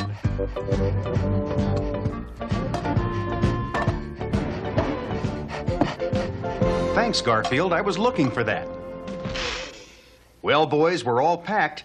Are you ready to go camping, Garfield? I don't know how to break this to you, John. I'd really love to go, but I have to stay home and pluck my nose hairs. Are you ready, Odie? Odie's going too? That's it. Include me out. I'd rather be declawed than go camping with that slobbering flea hotel. Oh, you know, boys, everything a man needs is provided by the wilderness. A man doesn't need much. Just give me a sunset. Give me a sunrise. Give me a pup tent. Give me some wood. Give me an old plaid shirt. I'm feeling so good. Just give me a compass, some jerky that's tough. That's all I need to get by when I'm out in the rough. Give me my catnip, a sofa to scratch. Give me lasagna, make it a triple batch. Give me a pillow with plenty of fluff. That's all I need to get by when I'm out in the rough.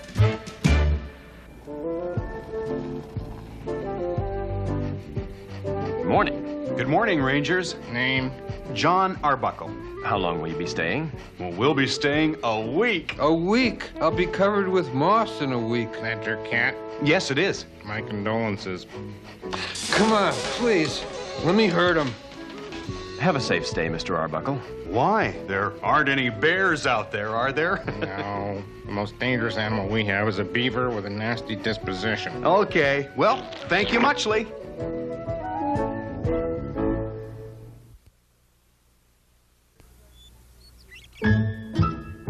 Give me my campfire. Where's my TV? My boots and my jeans. You seen my blanket? Roasted marshmallows. Now you're talking. Some refried beans. Yuck. Just give me my mess kit. You mean my sandbox? Utensils and stuff. Yeah, where's my stuff? That's all I need to get by when I'm out in the... Need to get by when I'm out in the... Need to get by when we're out in the rough.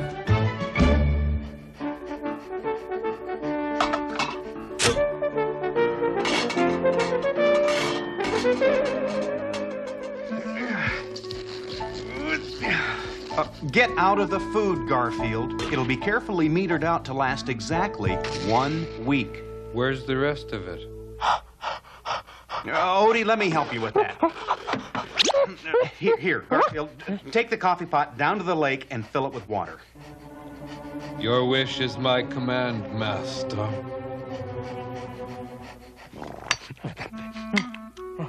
Odie, get out of there. Come on, shoo, boy, shoo, come on.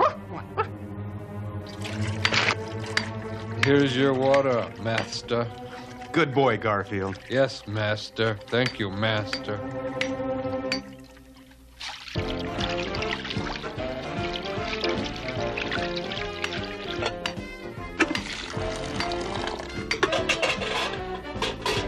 What the heck is that?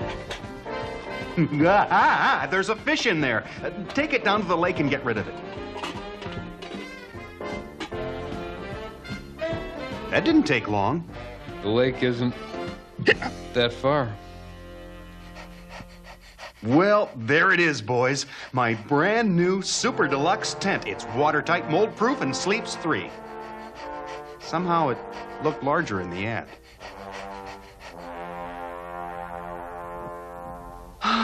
Isn't the great outdoors great, Garfield? It'd be greater if it were inside. And that sunset. Isn't that a glorious sight? All yellow and orange and red. He just described lasagna. Isn't it a wonder? You bet. I'm wondering where's my bed, where's my TV set, where's my sandbox? Well, old buddy, we have a big day tomorrow. Be still, my beating heart.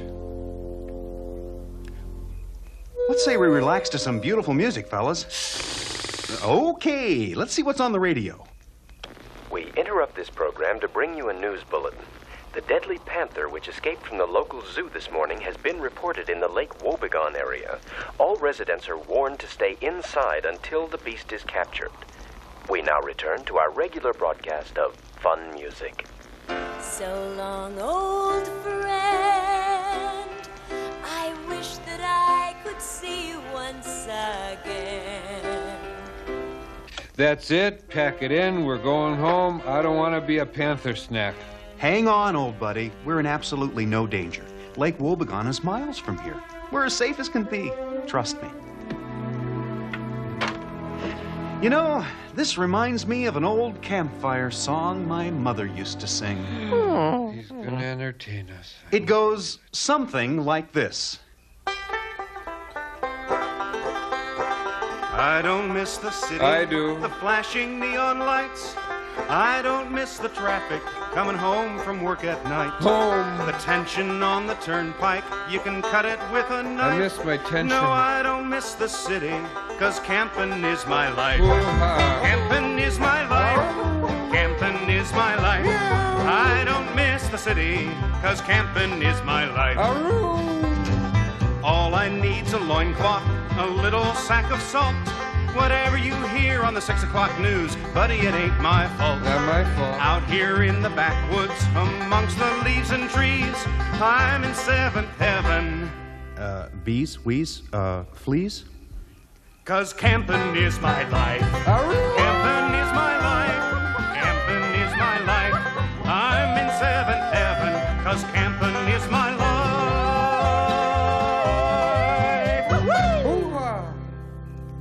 Take me home. Well, boys, let's hit the hay.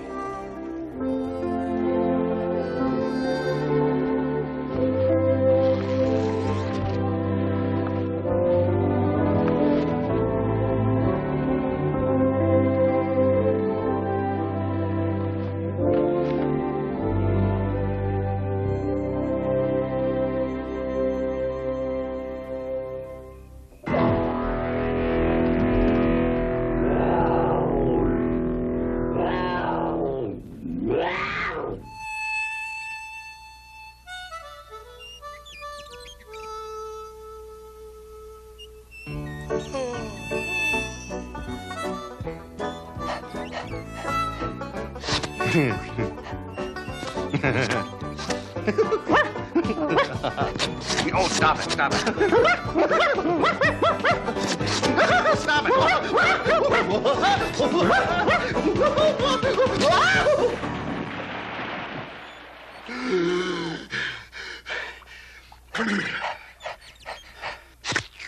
That was funny the first time, Odie, but enough is enough. Where are we? What happened? Are we having fun yet? The funniest thing happened, Garfield. Odie was licking my feet and made us roll down the hill into the lake. Hysterical. Hey, Odie, why don't you go play with something poisonous?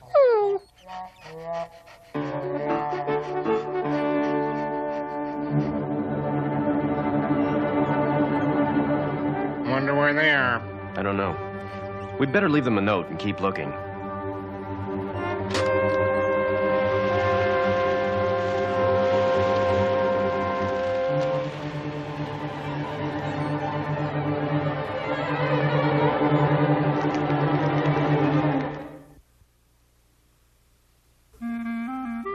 Where's the bacon I packed? I ate it. Where are the biscuits? I ate them. Where are the eggs? Don't look at me, Charlie. That egg-sucking dog of yours got to him first. Where's our food? It was declared a midnight snack. All that leaves us with is the dried fruit. Bon appetit, mon frere. How are we supposed to camp when you guys eat all of the food? It's not like I can go to the store and get more. Here we are, miles I from think home. this is my cue to exit. Some dried fruit. Dried fruit! Did you hear me? This is a heck of a note. We could die out here or something.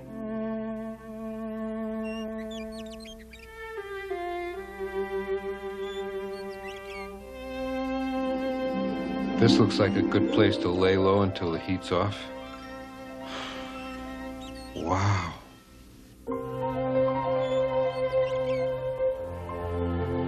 The music of nature,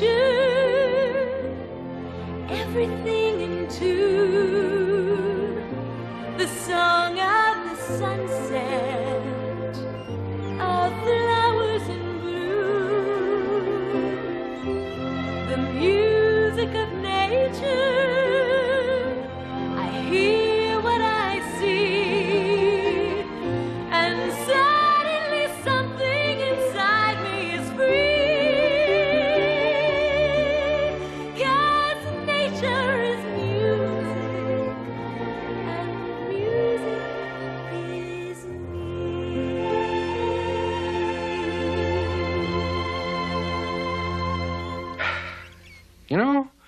This nature thing might not be too bad after all.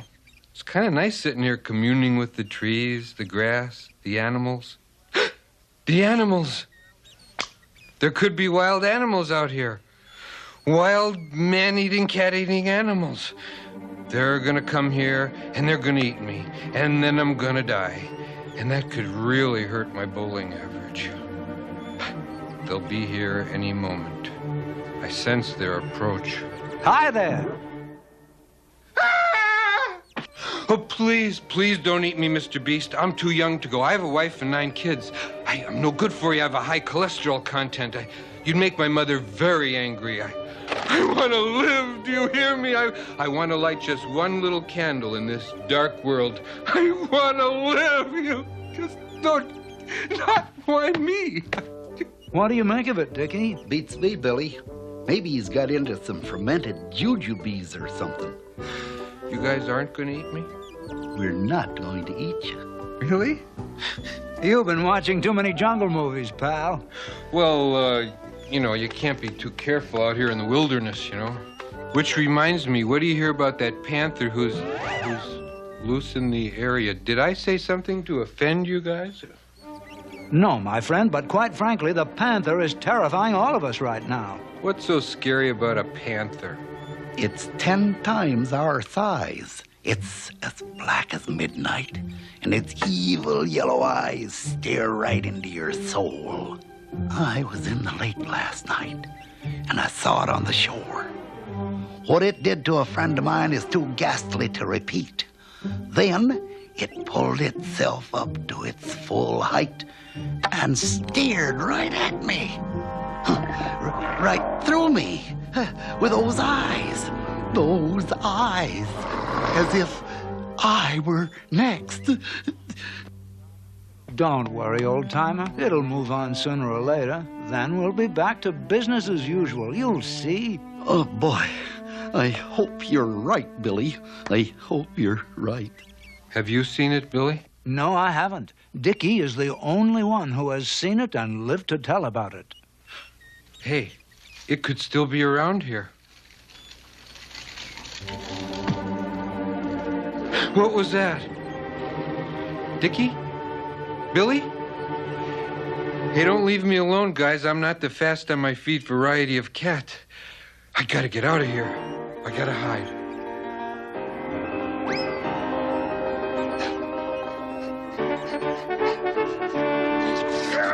The panther ate me. Wait a minute. He didn't eat me. He licked me. Wait a minute. Panthers don't lick. Odie! For once, I'm glad it's you. Stop that. We're in big trouble, fella. The panther's gonna get us if we don't get John to take us home right now.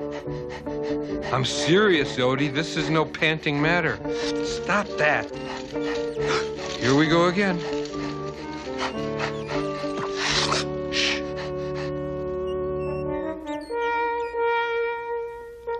I wish I had something more powerful than this tranquilizer gun to hunt the panther with. The tranquilizer dart will drop him in a couple of seconds. I just hope we find him before he finds one of the campers. Let's keep moving. It's starting to get dark. Let's get back to camp, Odie, and warn John. If we're not too late. Run, run, run, run.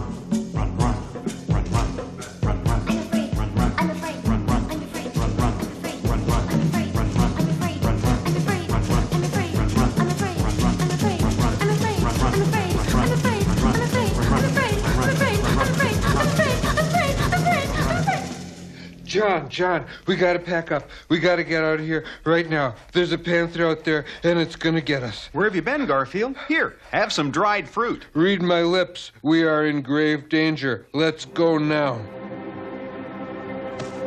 Come on, Odie. Into the car, boy.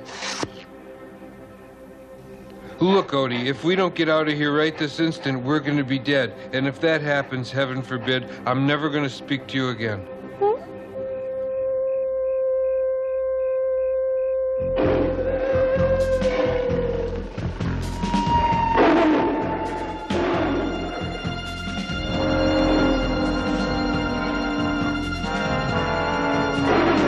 Run, you guys, run! Get out of here!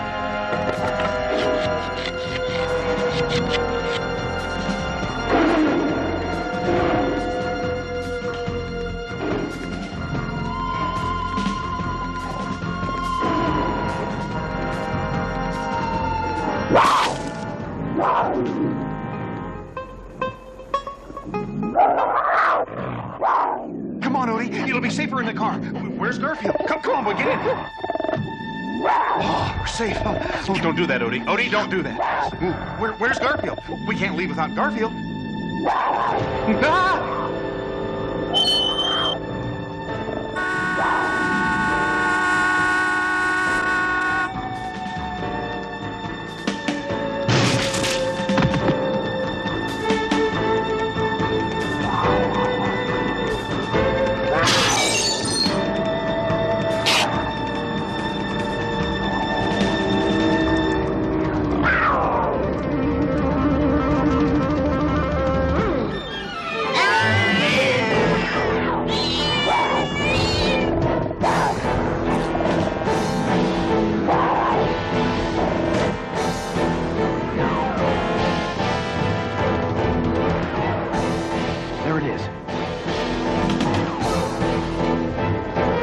Tranquilizer dart? Got it. Good.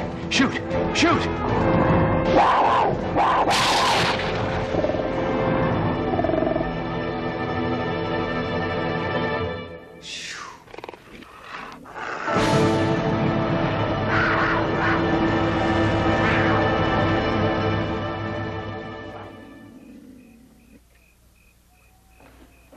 Nice touch.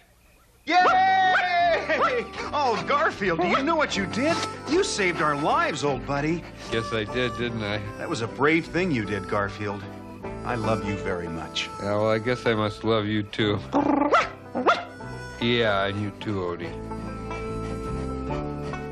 You're all very lucky. I'd hate to think what would have happened had we arrived a few moments later. Yeah, well, if those guys hadn't shown up, I would have had to have gotten rough with that big cat. Wouldn't have been a pretty sight.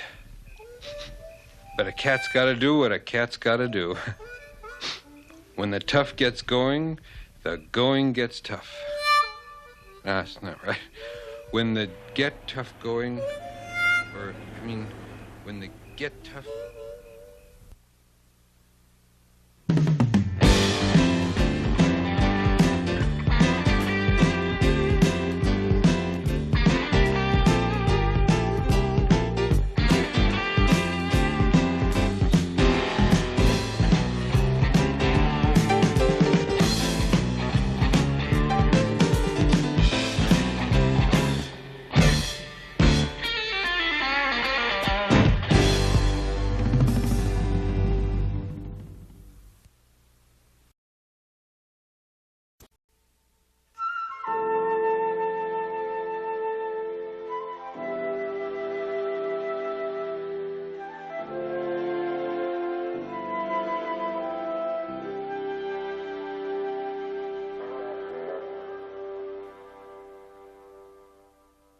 Good morning, morning.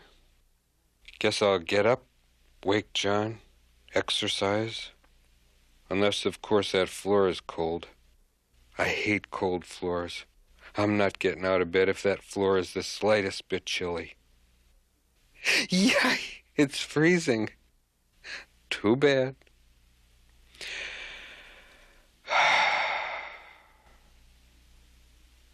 I'm hungry.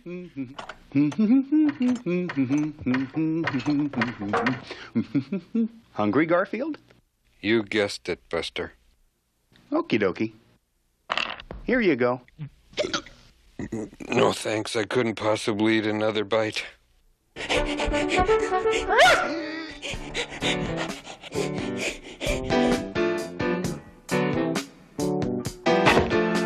it's just another crazy day, the kind that drives the blues away. Bouncing off of the walls, hanging on by the claws. Just another crazy day, just another lazy, boring, silly, willy-nilly morning. Just another lazy, boring, silly, willy morning of another crazy, ordinary day.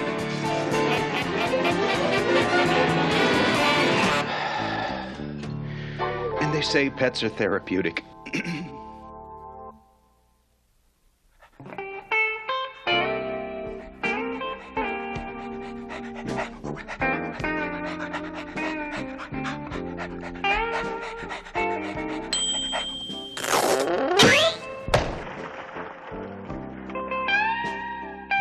So there you are. Where's Odie?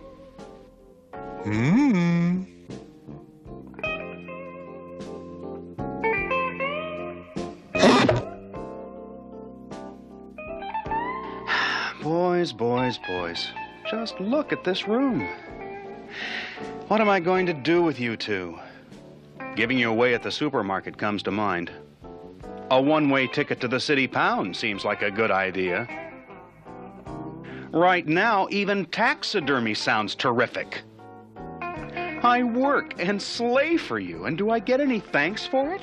No, I don't. What do I get? A demolition derby in my living room. That's it, Garfield.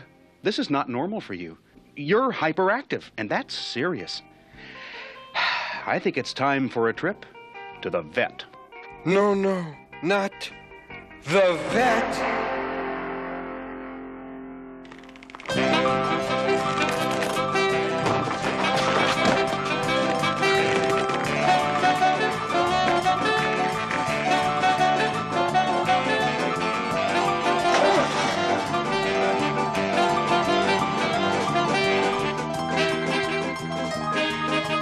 Garfield.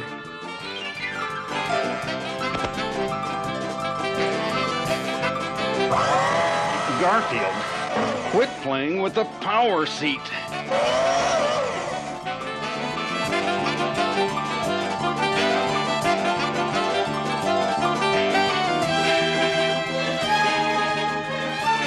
Now sit still. That's a good boy. John, what happened? Hey, watch it. Cat in the road. Careful. Hey, what?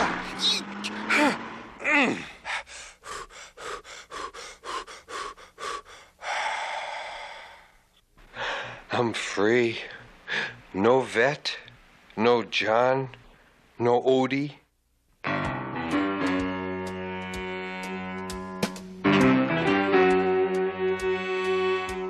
He's out on the town, making some tracks, living alone, all unattached, but he's cool.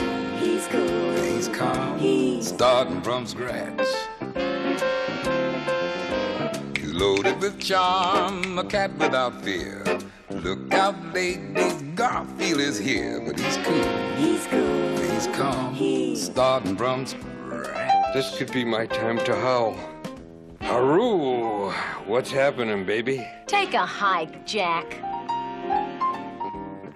Haru! Hey, how about you and me doing something beautiful, darling? Can it, creep? Haru. Hey, honey, what's your sign? Suck air, bozo. He's out on the town, hitting the streets. This is a cat with the world at his feet, but he's cool. He's cool. He's calm. He's calm. He's cold. I'm cold. And he misses his house. I miss my house. May I speak with Dr. Wilson, please? Yes, I'll hold. Dr. Wilson. Hi, Doc. This is John Arbuckle. Garfield's owner? Garfield. What now? Well, I was taking him to see you when he suddenly disappeared, and I'm not even sure how. And it was near the pet hospital there, and I thought somebody might have brought him in, and, well... Well, what? I was afraid he could have been, hit by a car or something. Oh, well, in that case, you don't want a pet hospital. You want a tow truck. Well, thanks for your concern. Boy, it's starting to get dark. No sweat. I can take care of myself. Fact, might be fun to rumble for some exercise. Just let someone try something. I'll give them the old hi-ya! Ya! Shadow. I knew it was you all along. Don't ever do that again, okay? Okay. You hungry? Me too. Let's find a place to eat.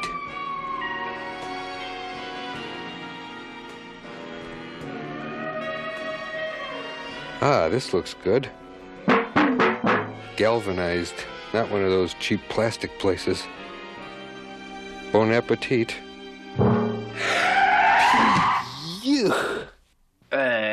You're out of your territory, ain't you, fella? Hi. This is my garbage can. You mean you eat here? Mm-hmm. Hey, how great. I mean, for you to have so much, considering the current economic situation. Well, I gotta be going. It's not that easy, puffball.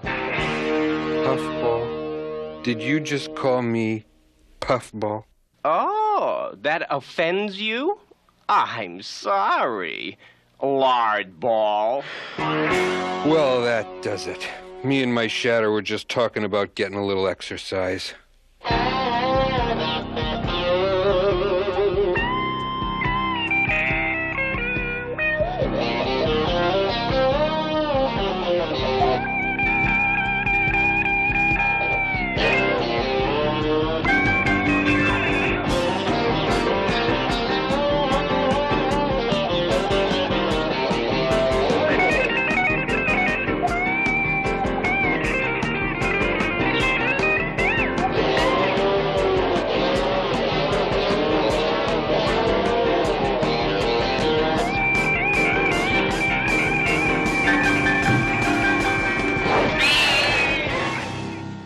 Piece of cake.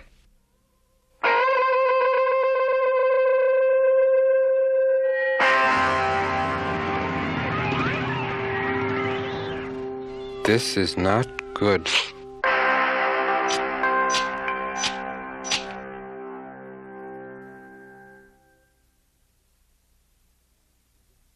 Come on, will ya? Well, Shadow, I guess it's just you and me. Let's take 'em. Good idea. Wait for me.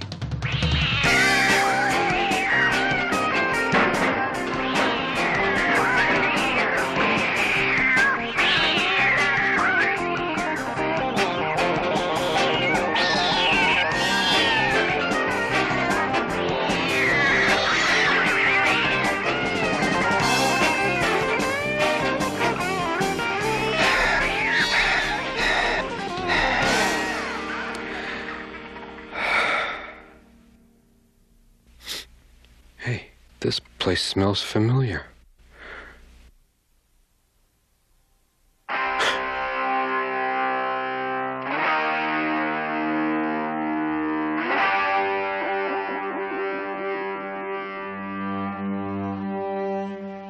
Garfield?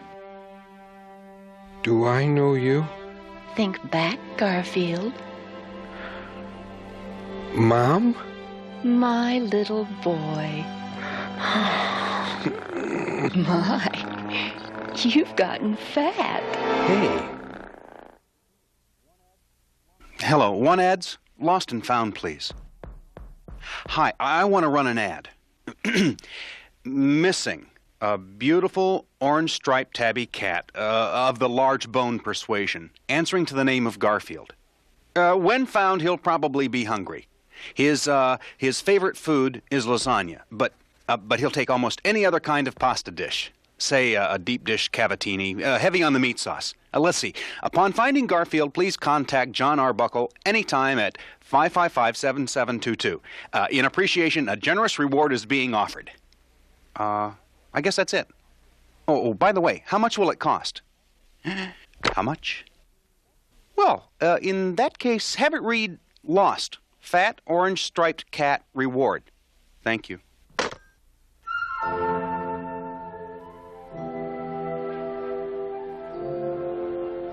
Good morning, Garfield.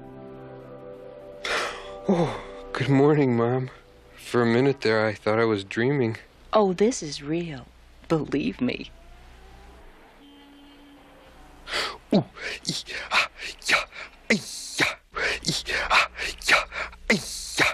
Mom, this place smells so familiar, it's just driving me crazy. Where are we? Why, you're home, Garfield. Home? Yes. This used to be the kitchen of an Italian restaurant. You were... Oh, I'm starting to remember. There was a table over there. Yes. And there was a stove over there. Yes. And a big fat guy with a mustache. You do remember. I do remember. And over there... That's where you were born.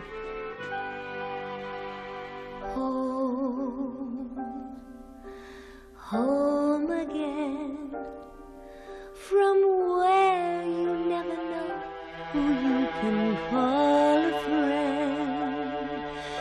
You see the love light shine, and you know you are home. Home to stay.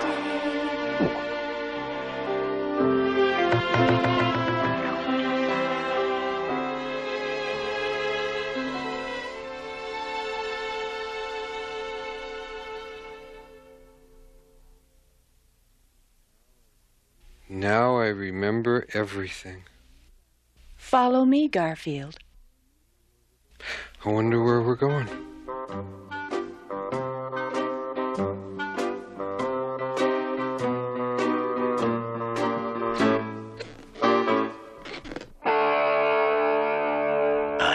I think we found him. Oh boy. Yep, that's Lodball, all right. Oh boy.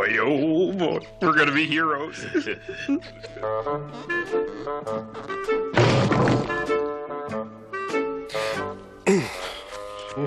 Much smaller than I remembered it. This is your family, Garfield. Family? My family? Well, cousins mostly. Gee, they're so skinny. Dear, times are tough, even for mousers. Mousers? You mean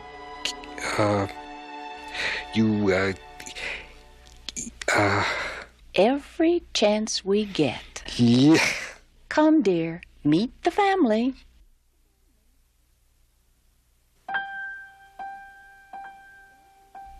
Garfield, this is your cousin, Sly. Hi, Sly. What's happening? How's it going? How you doing? Doesn't seem too friendly. He's on duty, dear. Sly is our watch cat. Watch cat, huh? Hey, Sly, watch this. Fun family. I can't wait to... And this is Raoul, your brother. Wow, man. That's the first time I ever seen one of them. Bark cat, bark house. Must be one of them house cats. It's pretty good. House cat. House cat, hysterical. So listen, everything cool? Maybe we could hang out sometime. Pardon me, bros. I gotta catch a few more Z's. This is so great. I'm just having a ball. Raoul isn't well. I'm not doing that good myself.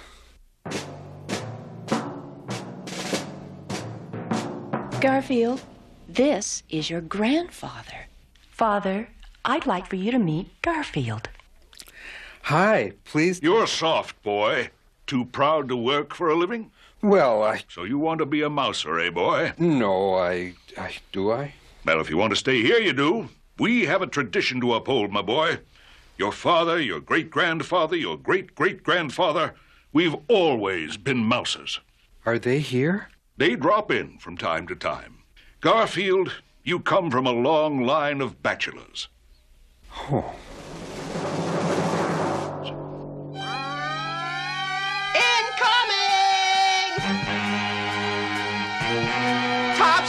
Topside, battle stations, everybody, quick, now, topside.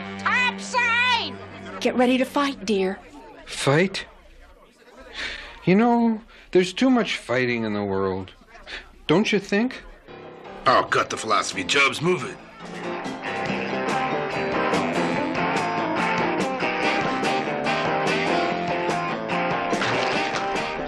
Thanks. I needed that. Oh, wow. Anytime. Oh.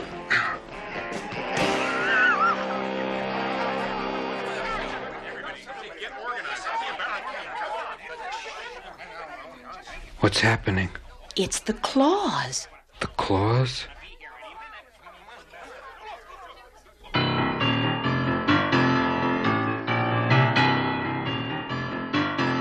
We haven't had trouble with them for a long time. I wonder what they want. I think I can guess. We bad with applause. We bad with applause. We bad. We tough. When it comes to fighting, we can't get enough. Better run on to your mom and your dad, 'cause we tough, but we bad with applause.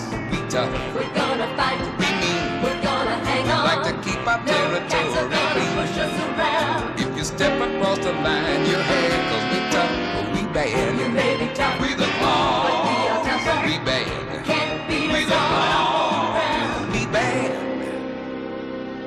What do you want? Lard ball. They want someone called Lard Ball. Do we know who's a lard? Who's Lard? Yeah, that fat, orange-striped wimp. We know he's in there, so we'll make it real simple. You throw Lard Ball out, we leave. If you don't, we level the place. Your choice.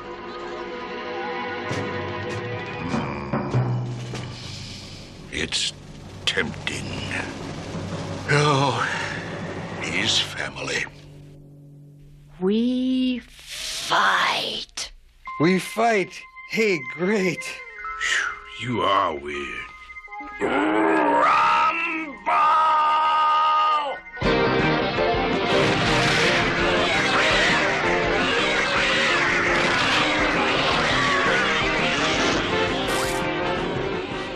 Hey, Garfield, watch this. Look, hear that Haley's Comet? Not bad.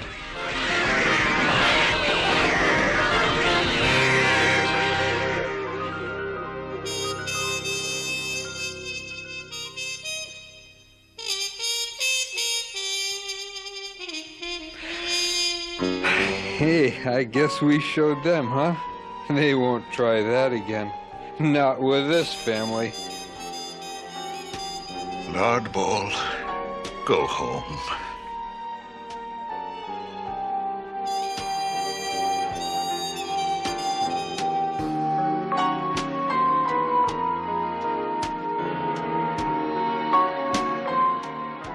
No, please don't ask me to stay. I really have to get going. Garfield? I'm sorry I let you down, Mom. Oh, there's nothing to be sorry about, Garfield. Not all of us are cut out to be mousers.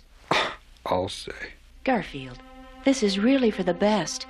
You wouldn't survive here. You have a good life, an easy life. We all envy you. I'll miss you. I'll always be with you, Garfield.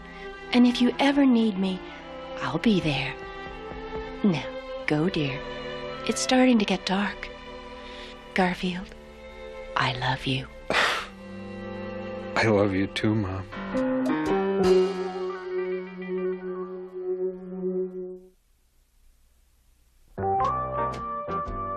I'm hungry. I could waste away to normal. Nah, I'm too tired to be hungry. I'm too scared to be tired. Maybe if I whistle, I won't be scared. What am I doing? Cats can't whistle. I guess I'll just lie down here and hope for something big to fall on me. I can see the headline now. Extremely good-looking cat totaled in piano crash. I'm gonna miss me. Now I'm lonely. What more could possibly go wrong? Nice touch. Hey! Hey! Jon! Jon! Jon!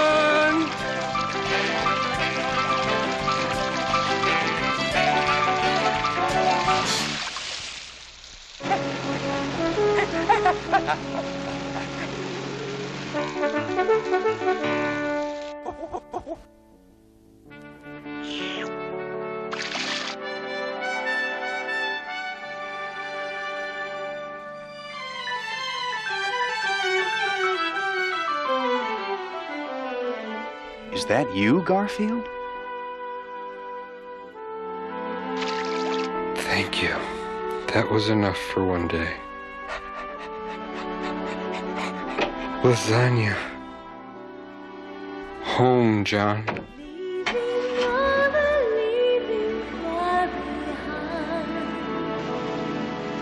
You say I'm not free, but I don't mind because I'm home.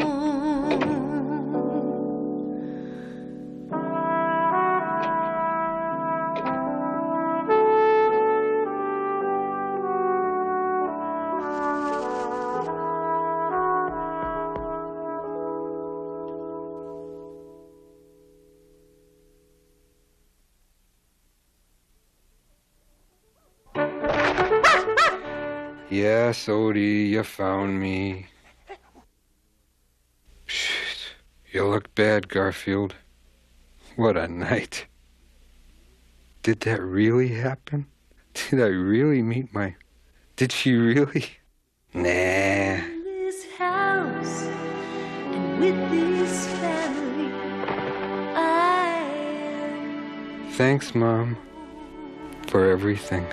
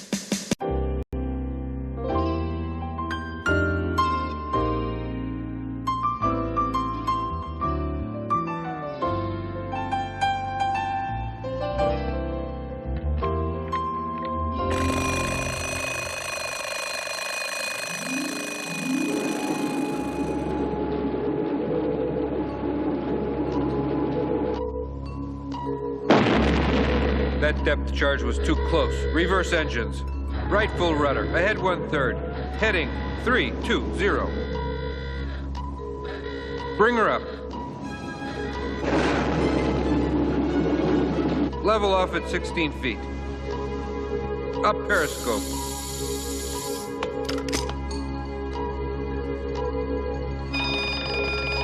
Bearing mark 202. Range 1,600 yards. Open door tube 1. Fire torpedo. Direct hit. Good work, men. We gave that tin can the deep 6. Let's surface. Morning, Pookie. Have a good night? You look rested. Well, time to kickstart the day. Time to wake up John, have some breakfast, take a nap, etc., etc., etc. Just another ordinary, run-of-the-mill day-dee-doo.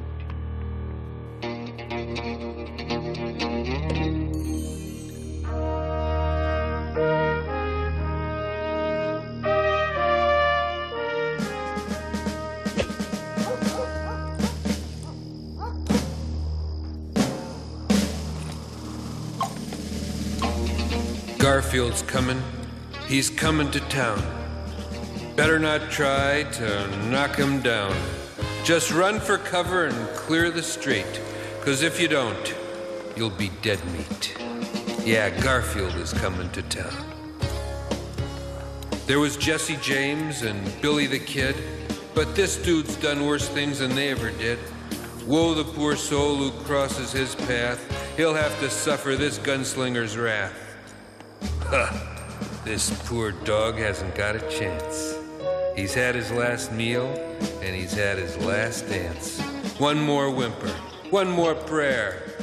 Gee, I hope he put on clean underwear. I'm gonna deep fry this sucker.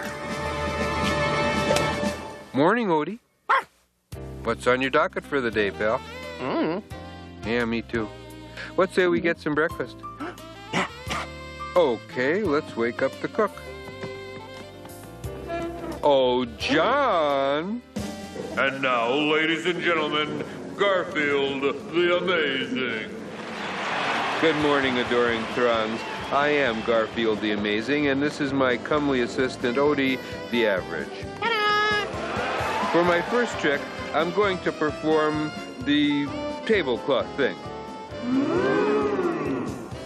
Yes, I shall now attempt to yank the tablecloth out from under all this stuff on the table. A drum roll, please. Ladies and gentlemen, the world-famous tablecloth thing.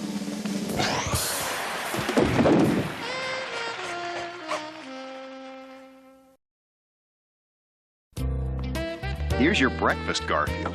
It's about time.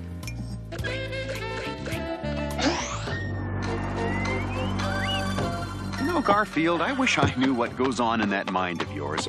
I know cats have an active fantasy life, but yours must be in Technicolor. You'll never take me alive, you scurvy cur.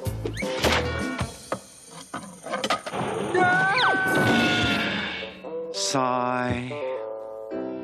I'm getting concerned, Odie. I think my imagination is starting to run away with me.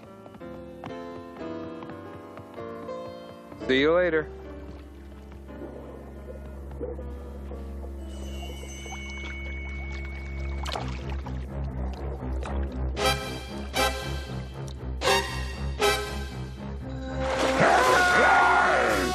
Garfield? Help! Save me! What do you think you're doing, Garfield? I'm not sure anymore.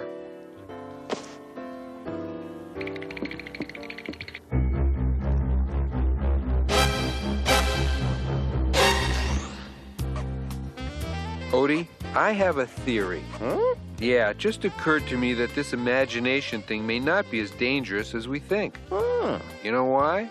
Because John's always there to bail us out. Come on, we'll put this theory to a test. Uh-oh.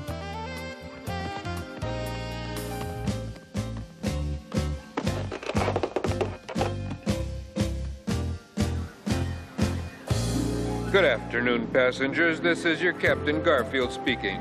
Thank you for flying Inversion Layer Airlines. Our ETA to Chicago today is 4 o'clock. Our altitude is 39,999 feet. Our in-flight movie is Vertigo, and if you think that's in bad taste, wait till you've tried the food. The co-pilot this afternoon is Odie Crash Babowski. Say hi to the folks, Crash. Good boy. So, sit back, relax, and enjoy your flight. And pay no attention to that engine that just exploded. Or that one. Crash, I have an important question to ask you. How many engines do we have on this plane? I was afraid of that. Well, this calls for action. I know. Have the stewardesses pass out free drinks. No, wait. Better yet, we'll disguise ourselves as stewardesses, work our way to the back of the plane, and bail out. Okay, crybaby. We'll get the passengers off first.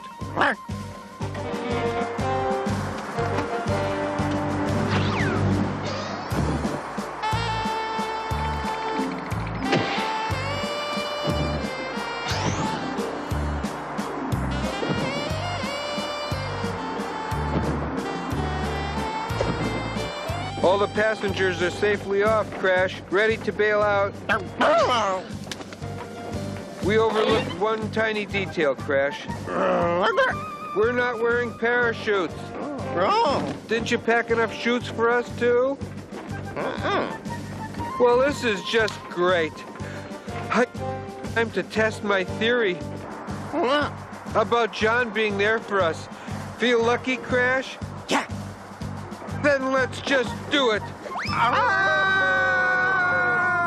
Garfield, Odie, you guys are crazy, you know that? We did it. You know what this means, Odie? We're invincible. Come on, Odie, on to the next adventure. Gerbils. I should have raised gerbils. The world is filled with excitement, Odie. If you just use your imagination, you don't even have to go find it. It'll find you.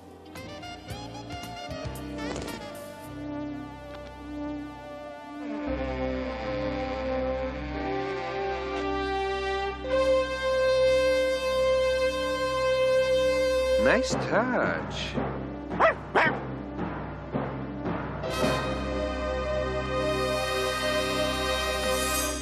Look, Odie, the meaning of life.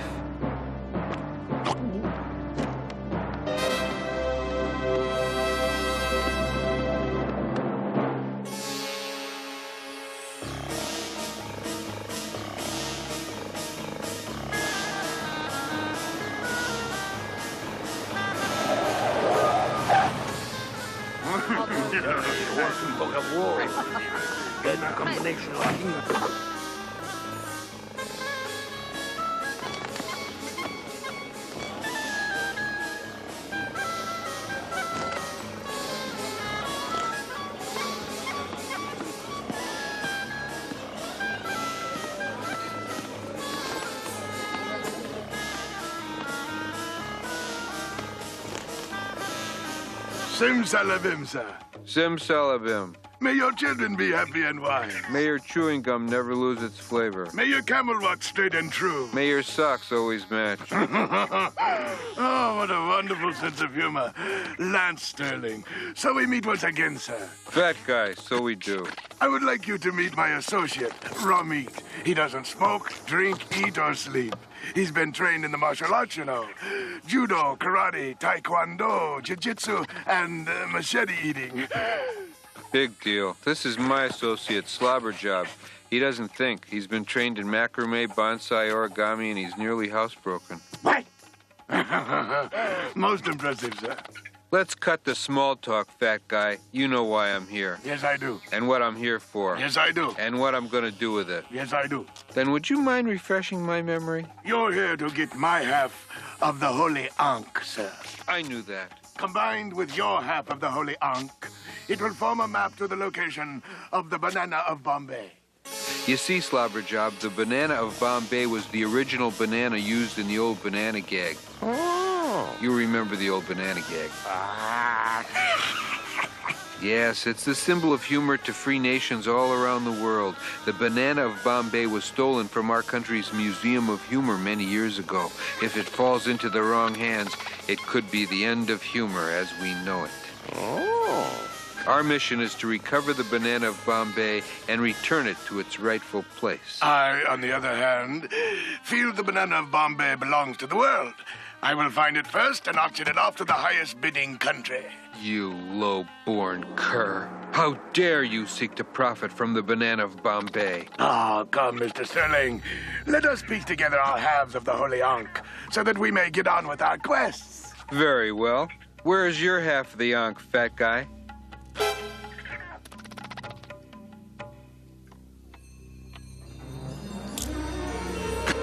You didn't think I'd really give you the location, did you, fat guy?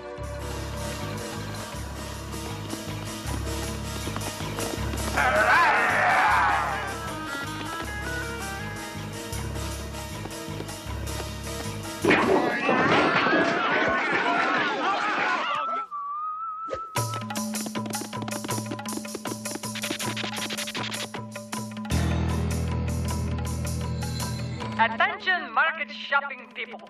For the next 10 minutes, we'll be giving away free flying carpets in aisle 4.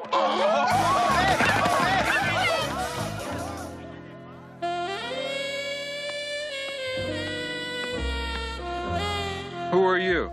My name is Nadia. Headquarters, I sent me here to protect you. Well, thanks anyway, lady, but I don't need your help. I have my orders. Then take this one. Scram. I have work to do. Come, Slobberjob.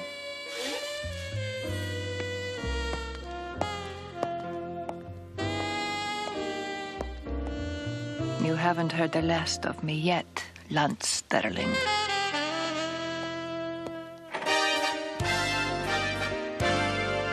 Okay, Slobberjob, let's put the pieces of this puzzle together. You know what to do.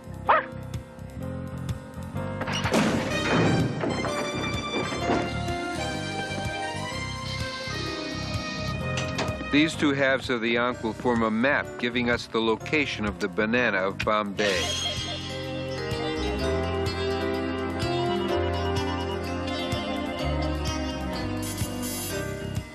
Interesting.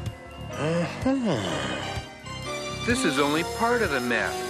According to this, we're to pick up another clue in Paris, on the left bank. On Saint-Germain, I'd say. Somewhere in the vicinity of Café de Fleur. Come, mon ami. Heel.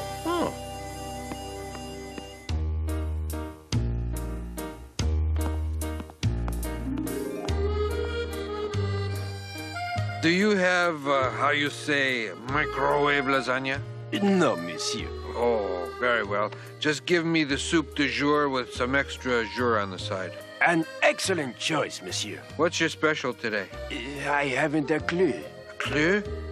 Clue? Did you hear that slobber job? He said clue. Okay, fess up. Where's the banana of Bombay? I don't believe that's on our menu, monsieur. Would you settle for bananas Foster? Never mind. There has to be a clue around here somewhere, slobber job.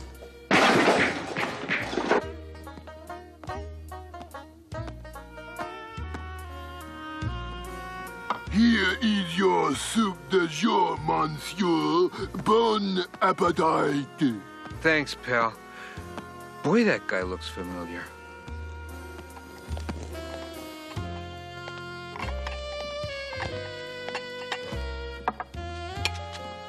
Nadia, what are you doing here? Protecting you, you fool. Don't you know Fat Guy and Ramit have followed you here to get the clue? Go on.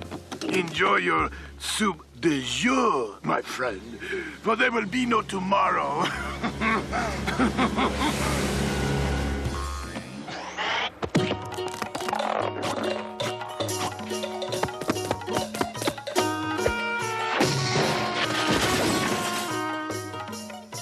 Look, slobber job. There appears to be a map drawn on that awning.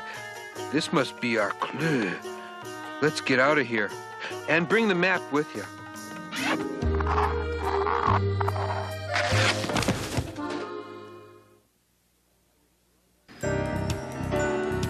I was right, slobber job. See these ancient Incan hieroglyphs here in the corner? Mm-hmm. The banana of Bombay is located in an ancient temple right here on the Amazon River.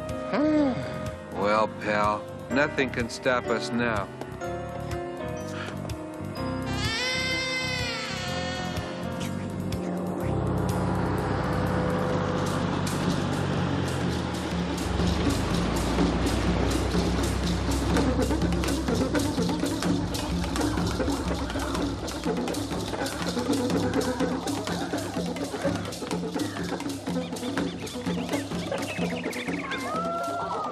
Well, here we are on the Amazon, slobber job. This isn't exactly the friendliest neighborhood I've seen, but not to worry. If things get too hairy, John is always around to get us out of this fantasy. Now which way do we go? Look, slobber job, a sign.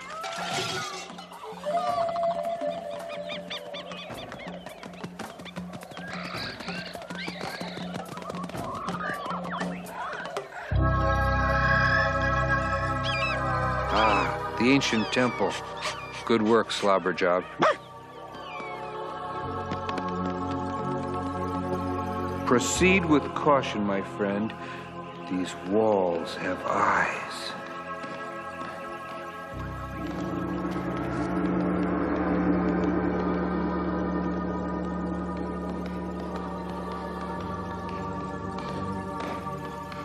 Stop, you fool.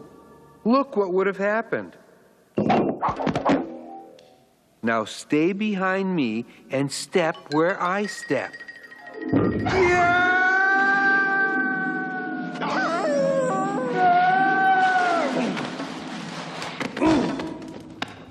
That was kind of fun.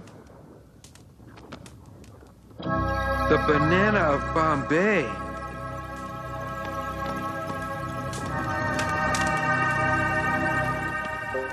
Slobber job.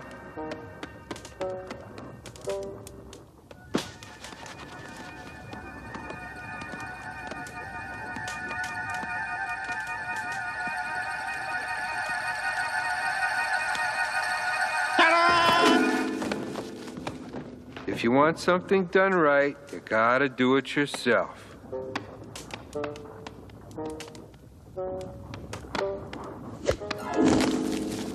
Well, great. What more could go wrong? This could go wrong, you stupid feline. The banana of Bombay is now mine. Now that the banana of Bombay is yours, you could at least do me the courtesy of telling me why you want it. I am from Moldavia. My country is very poor, you see. So in order to make money, we have decided to encourage tourism. We need this banana in order to open a fruit stand. That is the dumbest reason I've ever heard. It's your fantasy, fat boy. Give me my banana. You'll have to catch me first. Thanks for the banana, Toots. Goodbye forever.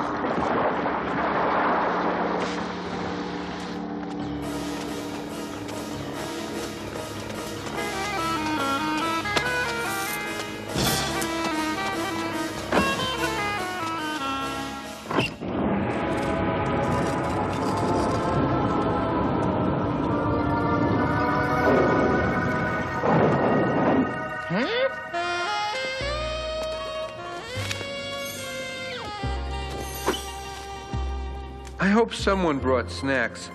It looks like we're gonna be here for a while. I'd say, like, forever. Mm-hmm. What is it, Slobberjob?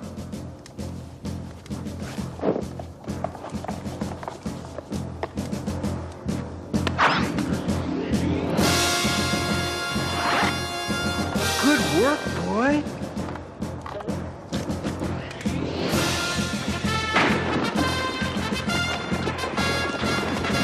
Quick, let's get out of here.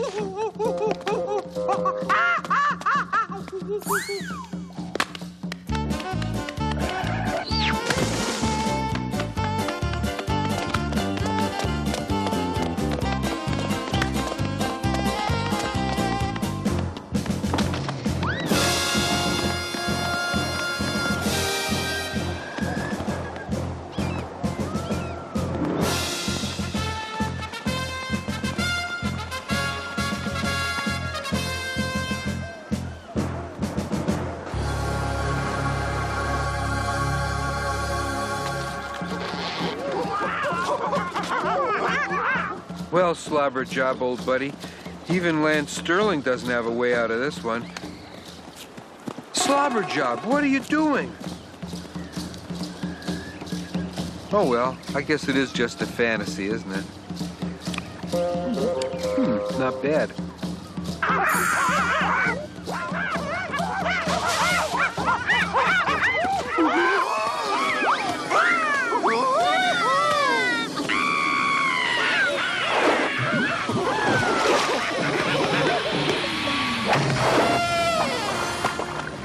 Here you go, Nadia. Open a banana peel stand. I knew this dream was too good to be true. We have no choice now, Slobberjob. Here, boy, take my hand. Boy, I hope this doesn't hurt. Last one in's a rotten egg! Another fantasy, Garfield? Yeah, my last one. I ain't never gonna have a fantasy again. No way. No how. No, sir. Oh, no. Not again.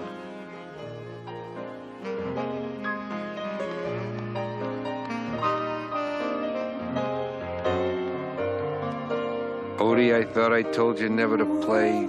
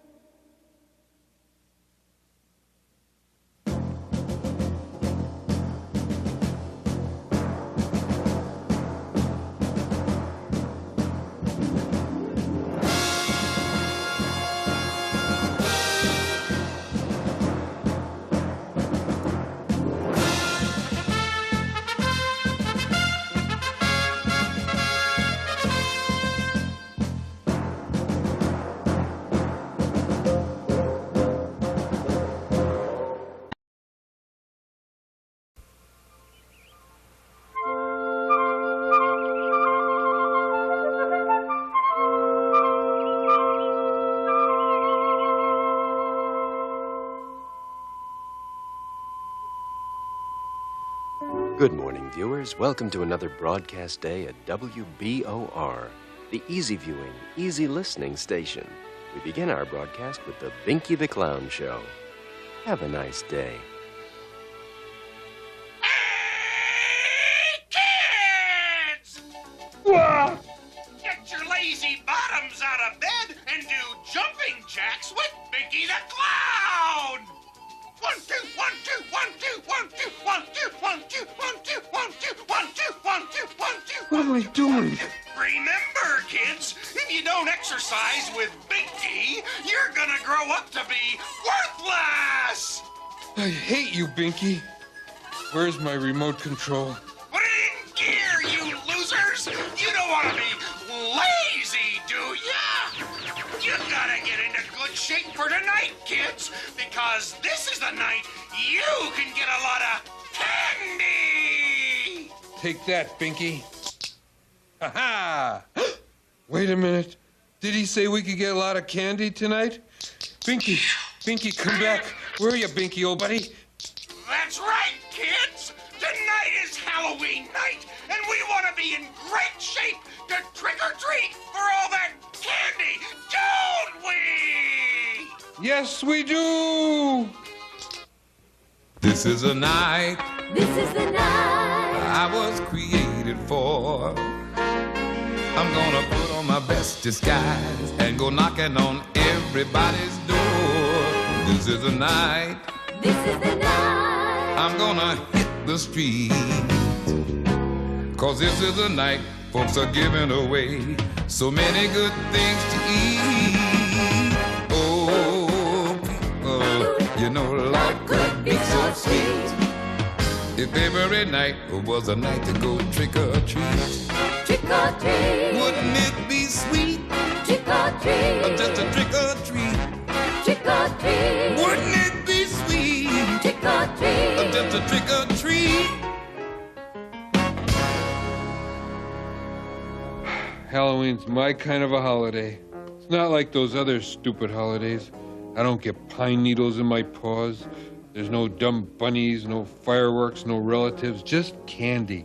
Boom, you go out, you get candy. It's as simple as that. Simple. That's me.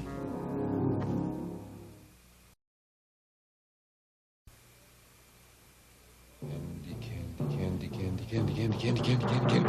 Hello, Halloween. What a glorious day and a glorious night to go trick-or-treating. Or candy. Steady yourself, Garfield. First, you gotta get a costume, then you gotta get a sack. A sack to hold all that candy. Easy, boy. First, you gotta get up.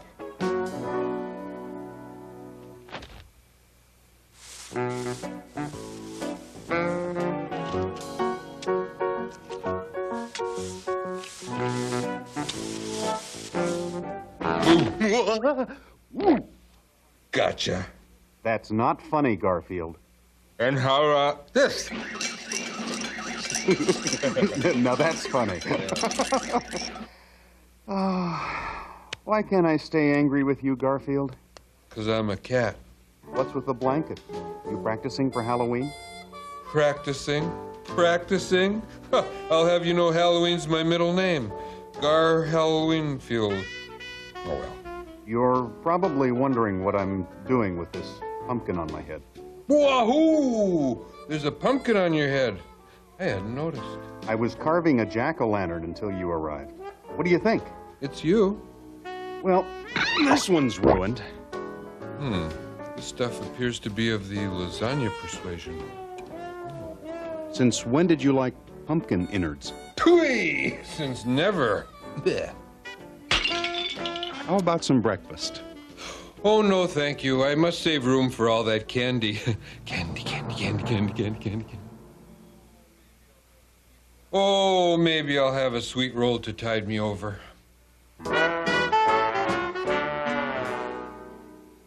Perhaps some bacon and a croissant. Oh, what the heck.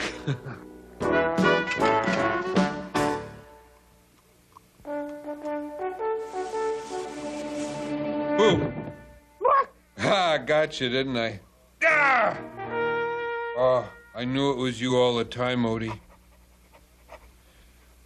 It's not nice to scare people, you know? Phew, grim. Odie's so stupid he'd have to stand on a chair to raise his IQ. He's ugly, too. It would take two of them to get any uglier. He's so ugly, he wouldn't have to wear a mask to go trick-or-treating on Halloween. Hey, wait a minute. That's it. If I take Odie trick-or-treating with me tonight, there'll be 2 sacks to fill, not 1. I'll get twice the candy. Candy. Garfield, you are a genius. I know that. Hey, Odie, old boy. You know what Halloween night is? Yeah, well, take that stupid pumpkin off your head and I'll tell you. Better. That's a night when dogs have to help cats go out and get candy. That's right. And if a dog does a good job, he gets a whole piece of candy of his very own. Well, do you want to go, boy? Huh? Want to go out and get candy? Huh? Do you? Do you want to go? Huh? Okay, let's go to the attic and find some costumes for tonight. You know, just between you and me, there are times when I love that dog. There should be some great Halloween costumes up here somewhere, Odie. Jon has never thrown anything away.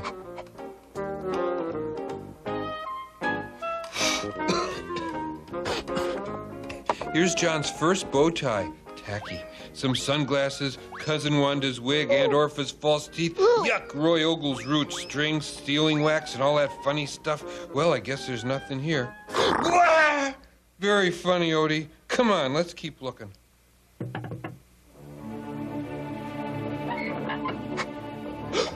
Eureka! The mother lode. Look at all this great stuff, Odie. With these costumes, we can be anything we want. What should I be? There's so many sides to me. I could be handsome or brave, a king or a slave. It's all up to me. So what should I be? What could I be? What should I be? I could be a scary vampire and turn myself into a bat, flap, flap. Or I could put on some black pajamas, go as a big fat Halloween cat. What should I be?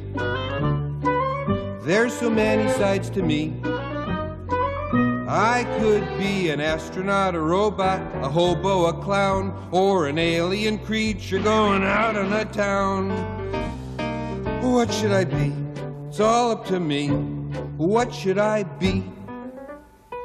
Let's go. I think I have just the costumes for us, Odie.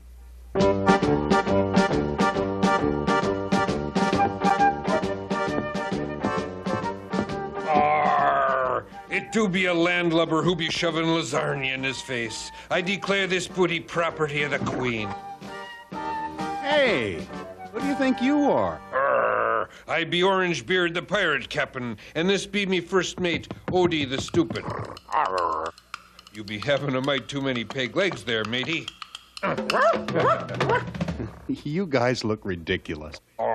I've killed men for saying less than that, but I'll let you live, seeing as how you're the only man who'll change me kitty litter. I suppose you boys are dressed up to go out trick-or-treating, huh? We don't be the welcome wagon, if that's what you mean. Well, here's a couple of sacks. Have a good time. Lootin' always be a good time. Come along, matey. We got a village to pillage. Don't be out too late.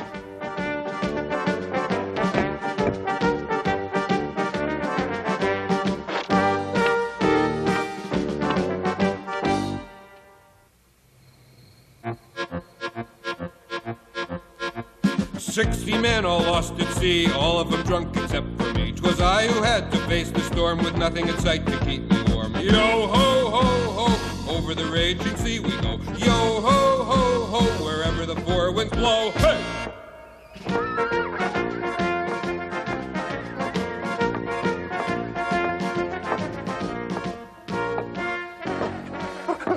Odie, will you stop crowding me? There's nothing to be frightened of. These are kids, just like us, who are out trick-or-treating for candy, just like us. Look.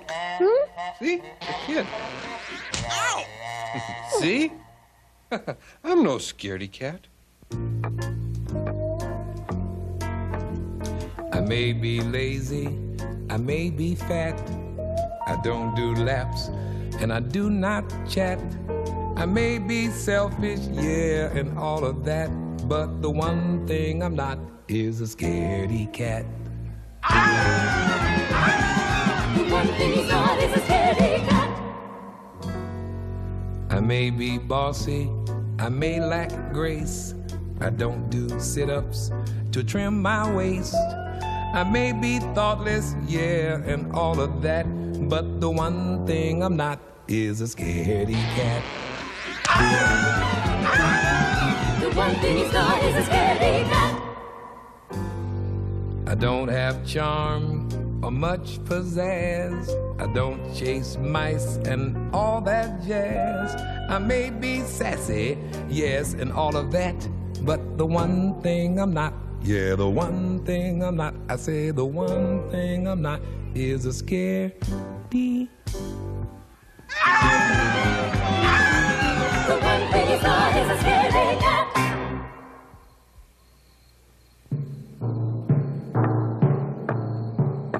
Observe carefully, Odie. I'll teach you some of the finer points of trick-or-treating. Gimme. Oh, how cute. Here you go, kids. Methinks you're be a mite stingy with your candy, miss. If you don't reconsider your contribution, I'll give your living room drapes a taste of me broadsword. Thank you. 1,000 blessings upon your home, ma'am.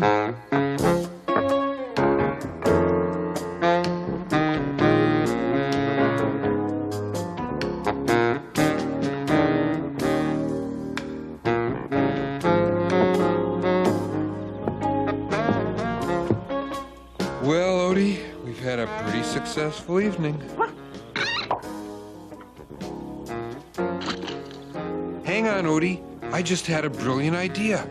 Look at all those houses across the river over there. If we can make it across the river, the candy is all mine. Do you hear me? All mine! Wait a minute. Am I being too greedy? Should I share my candy with those less fortunate than me? Am I missing the spirit of Halloween? Nah. All mine! Mine, I tell you! Mine!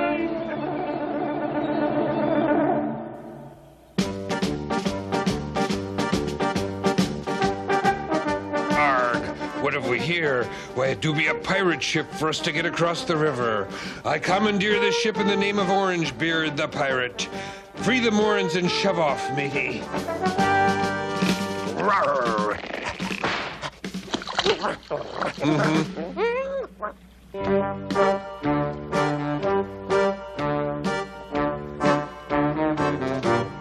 It appears we're caught up in the current, matey. Put out the oars.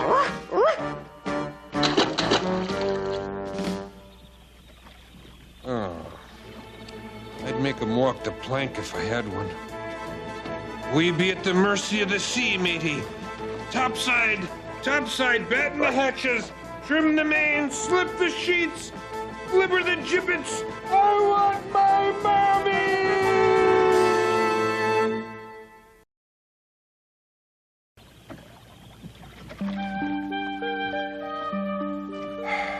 Some pirate captain I am. I can't even get a rowboat across a river. Now I'll probably float out to sea and never be heard from again. If I ever get back to land, I'm gonna give up this pirate business. I'm gonna stop pretending I'm something I'm not. I'm just gonna be me, Garfield the house cat. Gourmet, bon vivant, world traveler, jet-setting playboy. Leave me alone, Odie. I'm busy wallowing in self-pity.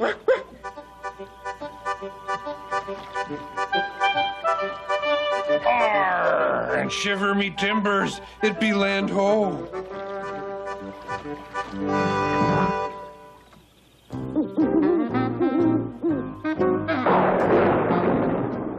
nice touch.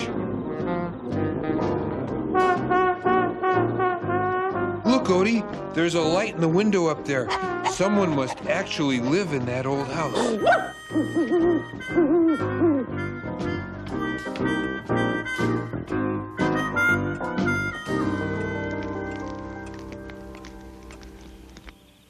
Hey, Odie, I know.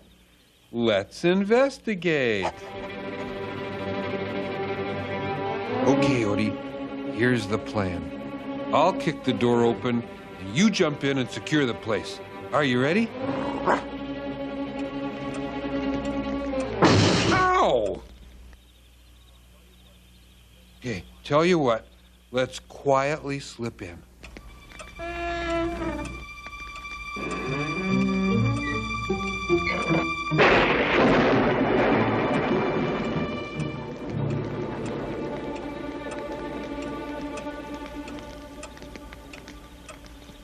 It looks as though the place is deserted. Let's warm ourselves by the fire. Ah, this is more like it.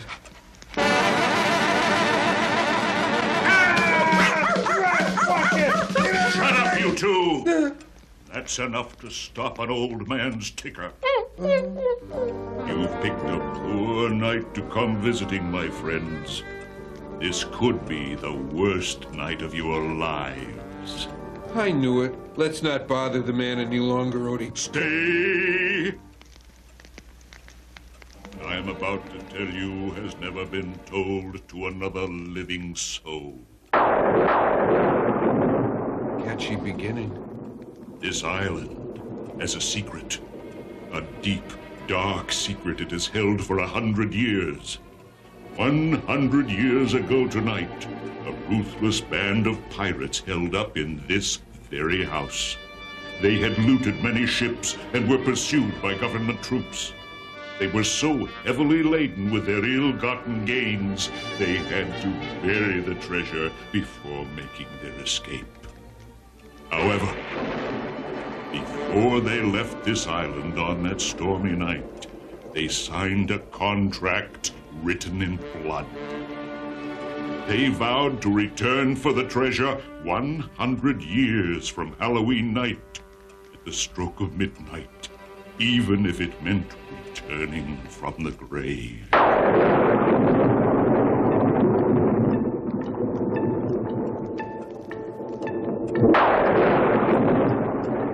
Do you believe this? Believe it, my friends. The pirates had a 10-year-old cabin boy. I was that boy. I was there. I never took the treasure because they would have found me. There's no escaping them. They know we're here. They know who we are. Well, that made my mind up. Come on, Odie, let's blow this joint. You want to come too? Where'd he go? Oh, well, never mind. Let's get to the boat.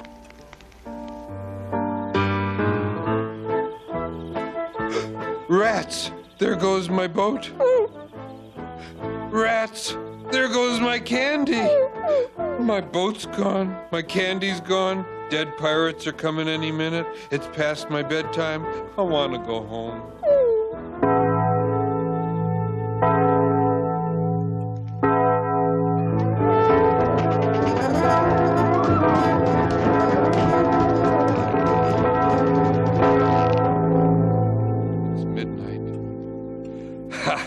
Just as I suspected, that old man was just some kind of lunatic.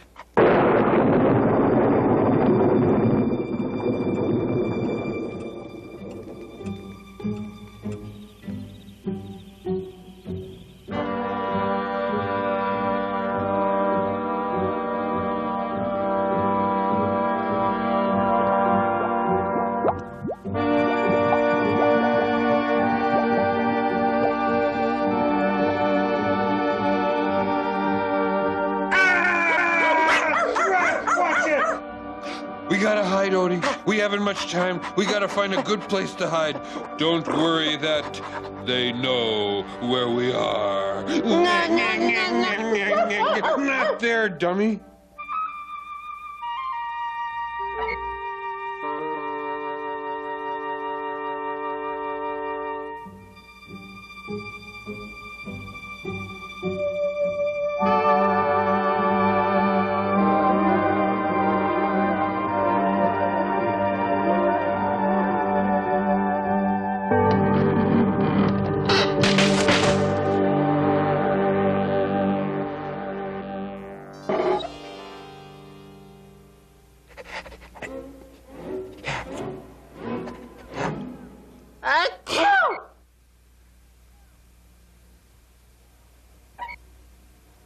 Maybe they didn't see us.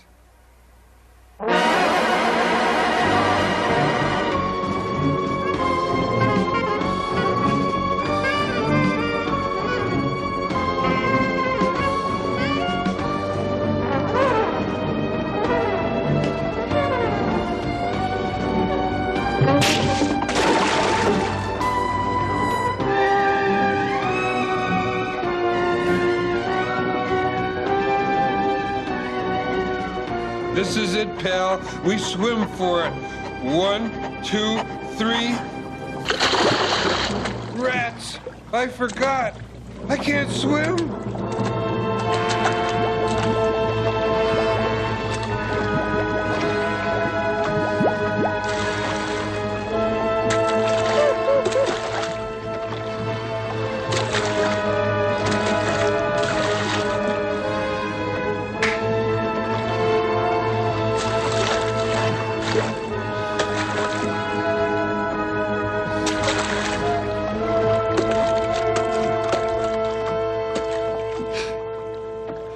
Oh, you one, old buddy.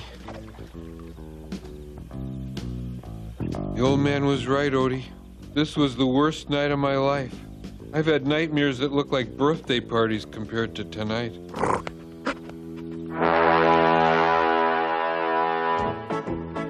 Well, looky here. It do be me candy. Arr. I guess this story do have a happy ending after all, matey.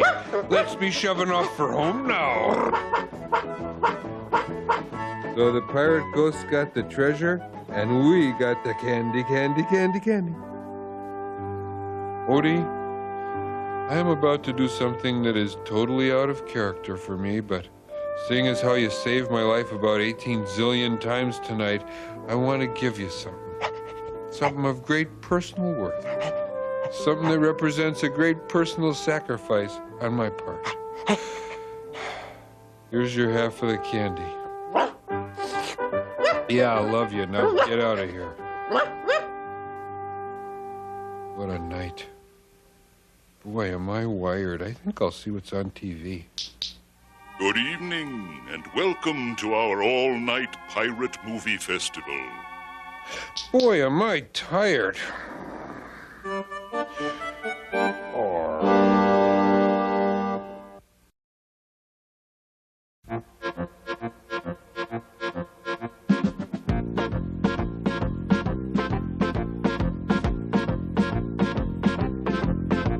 "60 men all lost at sea, all of them drunk except for me. 'Twas I who had to face the storm with nothing in sight to keep me warm. Yo ho ho ho, over the raging sea we go. Yo ho ho ho, wherever the four winds blow. Hey!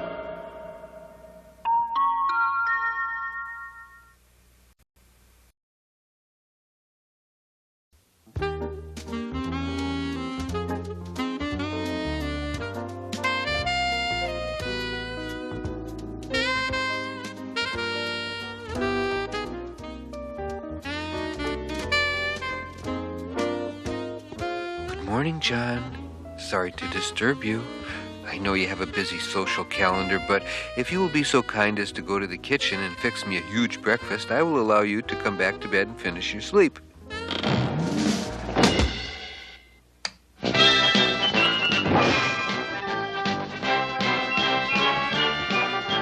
Rise and shine, John Arbuckle. It's time to serve your nation as you serve your fellow man. Yes, it's time to serve them pancakes. Pancakes the size of Australia. And coffee. Yes, John, coffee. We wouldn't be the great nation we are today if it weren't for coffee. So do your patriotic duty, John Arbuckle, and fix me breakfast.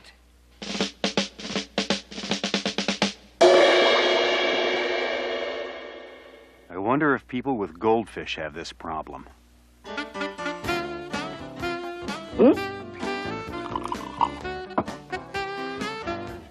I trust breakfast met with your satisfaction. It was filling. But about those pancakes, next time a little less pan, a little more cake, okay? Well, stomach, guess it's time for our early mid-morning nap.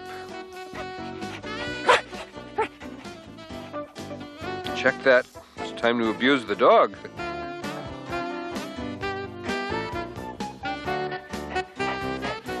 kids. Don't try this at home.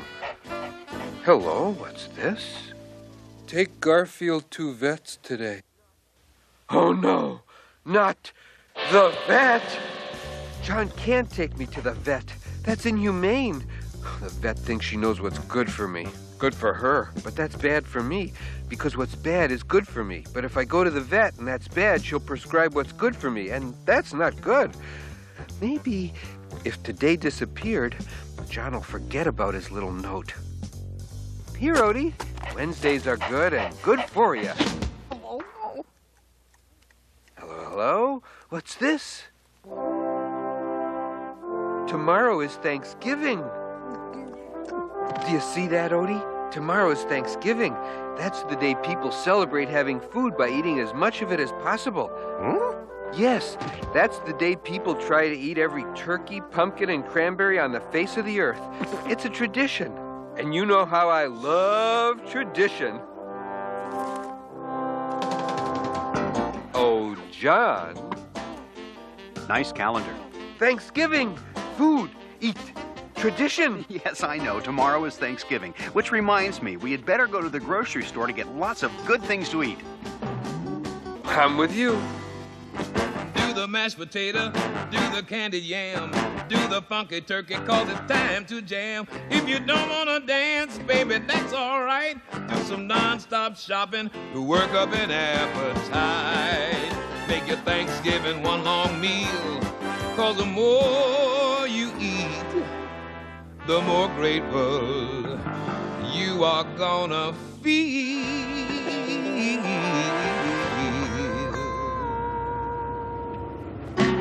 Now this is what Thanksgiving is all about. Thanksgiving is cookies. Thanksgiving is pie filling. Thanksgiving is coleslaw. Drive carefully, John. Don't want to bruise my kumquats. Wait a minute. Where are we going, John? This isn't the way home. We're going to the vet, Garfield.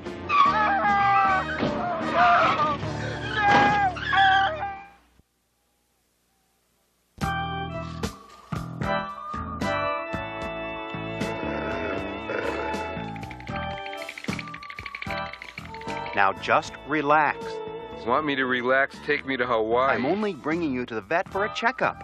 Check out, John. You're only bringing me here to check out the vet. Why don't you marry her? Then she can make house calls. Next. Hi, Liz. How have you been? That's Dr. Wilson to you. Put the cat here.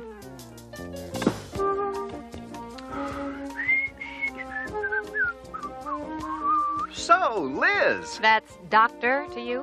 So, Dr. Liz. How about that weather? That's a rather personal question, don't you think, Mr. Arbuckle? I can see this relationship is off to a roaring stop. How about a date? I'd sooner die. Well, don't do that. Mr. Arbuckle, please. You can call me John. I can call out for pizza, too, but I'm not going to call you that. Call me what? John! No, made you say it, made you say it. Don't blame John. Snappy repartee does not come easily to a dip. Okay, I'm giving you one last chance, Liz. Doctor. Doctor, will you go out with me? No. Okay, one more chance. Never. Okay, I can take a hint. I'll just stand here. Quietly. I'll just stand here and hold my breath until you say you go out with me.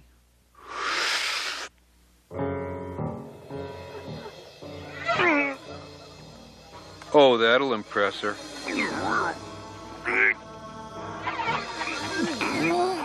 Well, Mr. Arbuckle, I have examined your cat, and I have some good news and some bad news. I hate this part. The good news is your cat is healthy as a horse. Hear that, John? The woman is a great physician, a specialist. The bad news is he's also big as a horse. He'll have to go on a diet. Quack! She's a quack! Get me out of here! This I'm going can't to put your be cat on a happening to me. low-carbohydrate, I don't low-fat do diet. low-fat. You must Fats restrict are his some of my intake of best sugar friends. and Sugar? starches. Starch? It wouldn't hurt Without him to get them, a I'll little be lonely. exercise Exercise also. is Be sure to for feed him a lot of sweats. I might high-fiber cramp. foods. Fibers for sweaters. Plenty of water. Water's for Bear in bird mind, bath. Mr. Where do Arbuckle, you the come quality up of a from? cat's nutrition Quality? determines the Talk to me quality about of quality. a cat's life. Without Now, if food, you there's love no your life pet, as we you'll know take it. good care of him, and he'll be around for a long, long time. Okay, I'll go out with you. Really? I I can't stand to see a dumb animal suffer. Great! Tomorrow, my place. I'll fix a big Thanksgiving dinner. You're gonna love it! Well, at least we won't be seen in public together. And then this weekend, we'll... Don't push it, Buster. Okay. Mr. Arbuckle! Yes? You forgot your cat. My cat. Oh, my cat!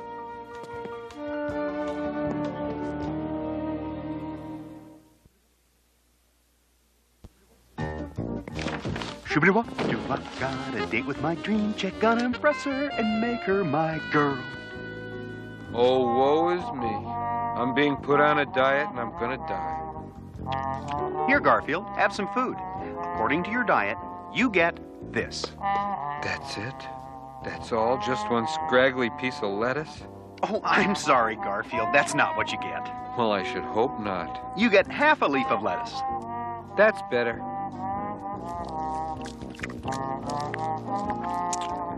Ugh. Gee, I've been on this diet only 10 minutes and I can tell I've already lost something. My sense of humor.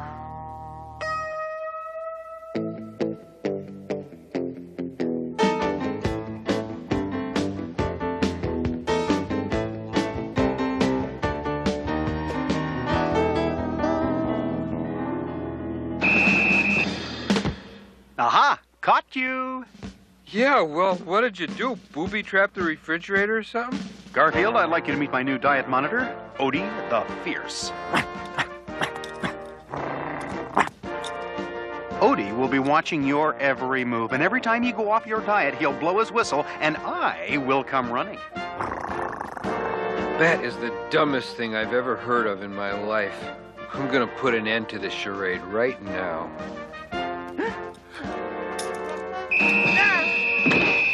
Someday you're going to thank me for this, Garfield.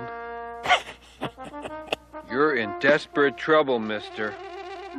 Well, might as well see how the old diet's going.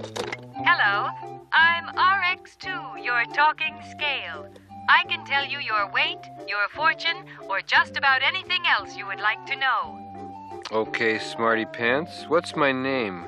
Judging by your weight, you are Orson Welles. Great. A voice chip with a cruel streak. May I have your autograph, please? Oh, shut up. Why is everybody picking on me? Well, what's wrong with being large-boned anyway? I've seen all your movies. Hey, how would you like to have your battery removed? I wouldn't like that, Mr. Wells. It's not like I'm all that overweight. I can still see my feet. I've seen Citizen Kane 8 times. All right, that's it. Your history.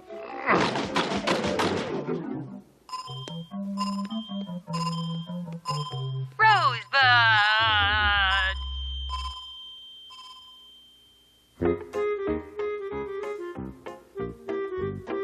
Odie!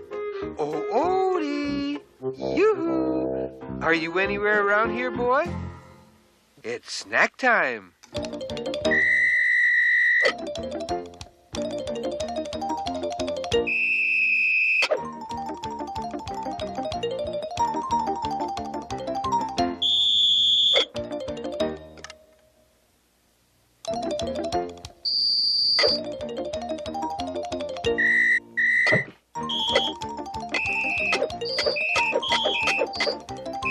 The lack of food must be making me hallucinate.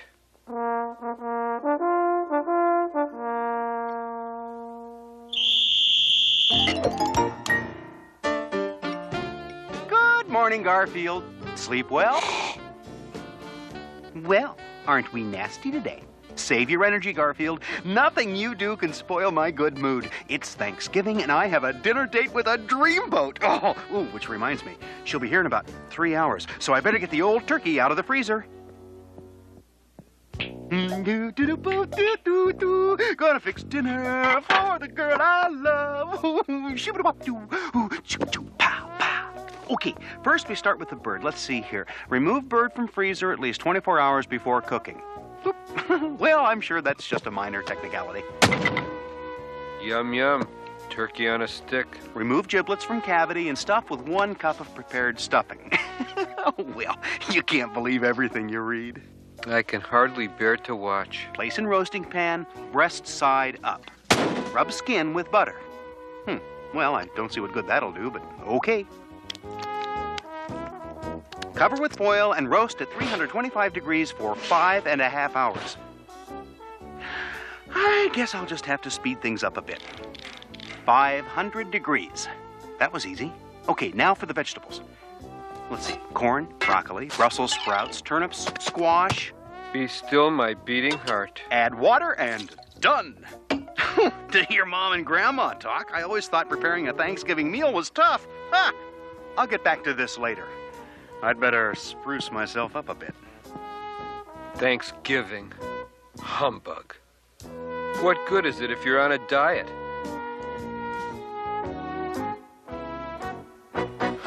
If I can't enjoy Thanksgiving, nobody will.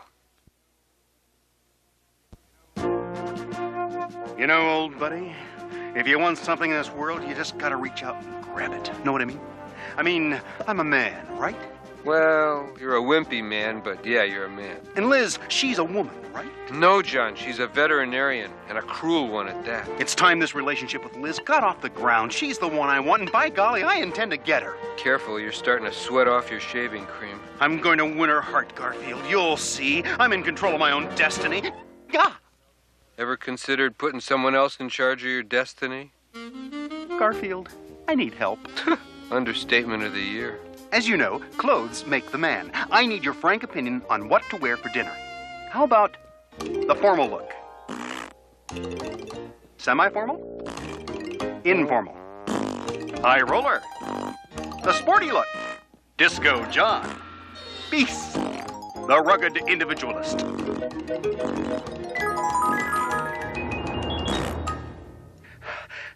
I'm running out of clothes, Garfield. You got any suggestions? Yeah, try dressing as yourself. Maybe if I just dressed as myself. Guy has a shaky grasp of the obvious. How's this?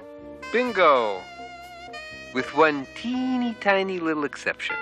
Oh boy, she's here, Garfield. She actually came. When it comes to insecurity, John's a heavyweight. Liz! Nice to see you. Nice polka dot boxer shorts. Oops. Thanks for telling me I wasn't wearing any pants, Garfield. Oh, sure. Blame it on the pet. Come on. I want you to be nice to my dinner guest. First, I have to be a fashion consultant. Now I have to be an actor. Come in, my dear. Welcome to my humble abode. It's not much, but we like to call it home. Yeah, come in, Doc. Tell me, are you fond of indigestion? Something smells. Oh, that's just a little Thanksgiving dinner I whipped up. Oh, I was afraid of that. Make yourself comfortable, Liz. I need to slip into the kitchen and take care of a few last-minute details. Yeah, like finding something to eat. So, Garfield, how's the diet? I see you're still the size of an aircraft carrier. Well, as long as you're here, I might as well check you for any deficiencies. I don't want you to become anemic. Don't forget beriberi, rickets, and scurvy, too, Doc. Sometimes people who suffer from vitamin deficiencies as a result of dieting can become listless. They can also be irritable or nervous. Sometimes they suffer from an uncontrollable twitch or even dementia. They may even have difficulty in breathing. You know, Garfield, maybe this diet has been too hard on you. I'd rather see you fat and healthy than like this. Maybe I could let you skip the diet for right now and start you with some mild exercise instead. Would you like that?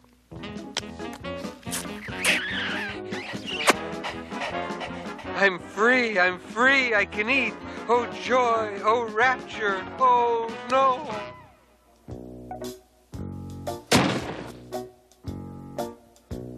Hey, John, another frozen dinner? Everything is ruined, Garfield. What can I do? I'm doomed. Liz will never speak to me again.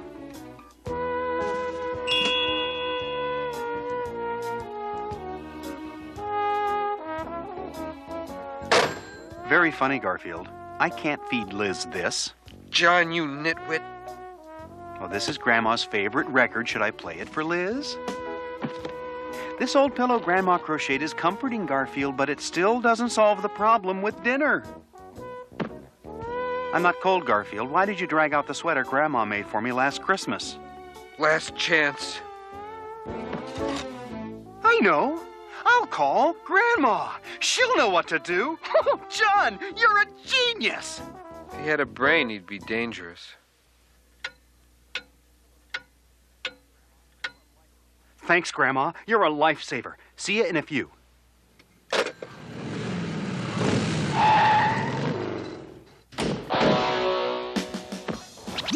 Have cooking utensils will travel. Well,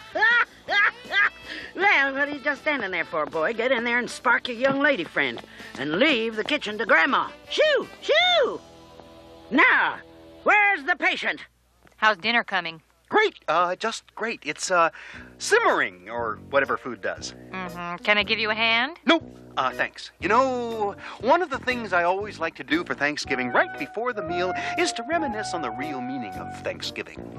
Are you serious? Just what is Thanksgiving? Is it a day just like any other day? No. Is it an object like my old trusty chair here? No. Thanksgiving is a holiday, a harvest festival, really, a day for giving thanks for our blessings.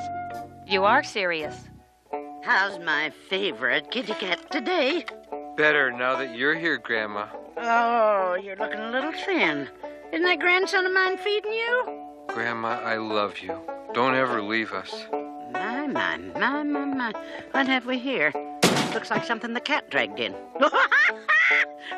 If you'll pardon the expression, Garfield. Well, I love a challenge, and this sure as heck looks like one.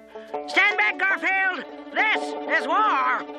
Now, the first Thanksgiving was in 1621. The Pilgrims had had a good harvest, so Governor Bradford declared a 3-day feast, you see. They invited their Indian friends to join them, and everyone brought food. There was venison, turkey, duck, fish. What's that? Sounds like, the dishwasher. So, there was hot cornmeal bread and Indian pudding. Ever had Grandma's famous turkey croquettes, Garfield? Nothing finer. Go, Grandma, go. There now. We'll just whip together a little white sauce. A bit of parsley, a dash of lemon juice, some grated onion. Now we'll add our turkey to the white sauce. Make some bread and roll our mixture in the bread and deep fat fry. Deep fat fry, deep fat fry. Music to my ears. Interestingly enough, it was Abraham Lincoln who officially proclaimed the last Thursday in November as Thanksgiving in 1863, you see. Now, get this. In Canada, they celebrate Thanksgiving too, but it's not on the 4th Thursday of November. They celebrate it on the 2nd Monday in October. Isn't that wild? I had no idea. How about some sweet potatoes? Oh, now, come on, Garfield. You never had Grandma's sweet potatoes. This is true. A cup of butter. A cup of brown sugar, and some marshmallows. I'm starting to like them already. Now, guess where it'd be if you were to bow before a shrine of candles and offer a bowl of rice? Any guesses? It'd be in Japan, and they call it Labor Thanksgiving Day. Have you ever seen my split-second cranberry sauce? Too late, you blinked, Garfield. And now, for the piece de resistance, pumpkin pie. Skip the piece of resistance, just give me a piece of pie.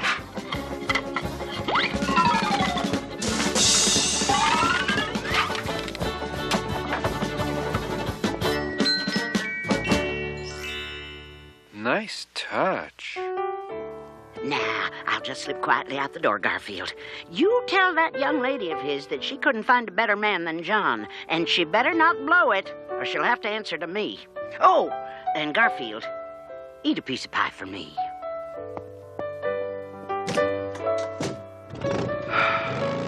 They just don't make them like that anymore.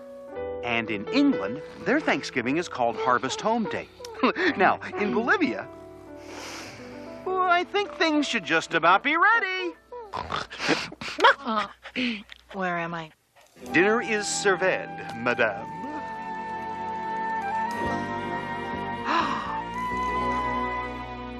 Oh, John, I'm so impressed. So am I. It's a quiet celebration with family and friends. A time for counting blessings, a time to make amends. There's a feeling all around you. You can hold it in your hands and pass it round the table for all to understand. Though tomorrow may take us far,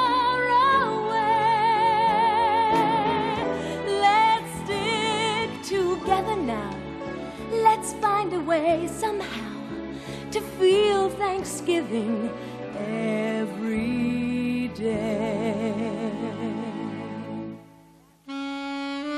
That was a wonderful meal. Thanks for inviting me, John. Same time next year? That'd be nice.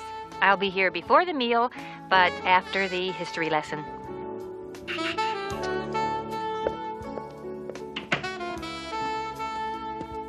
Well, it was a great day. And judging by the looks of you two and your bellies, I'd say you had a great day, too. I know one thing I'm thankful for today. Grandma. Well, let's take a little walk and try to work off some of this food, boys.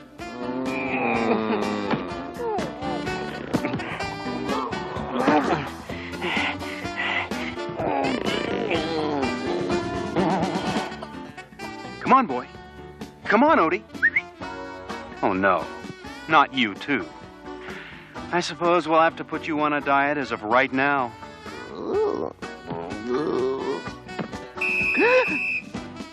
All right, Odie, give me 10. And wipe that stupid smile off your face. Come on, soldier, I said down in 10. 1 and 2 and 1 and 2. Are we having fun yet? 1 and 2 and 1 and 2.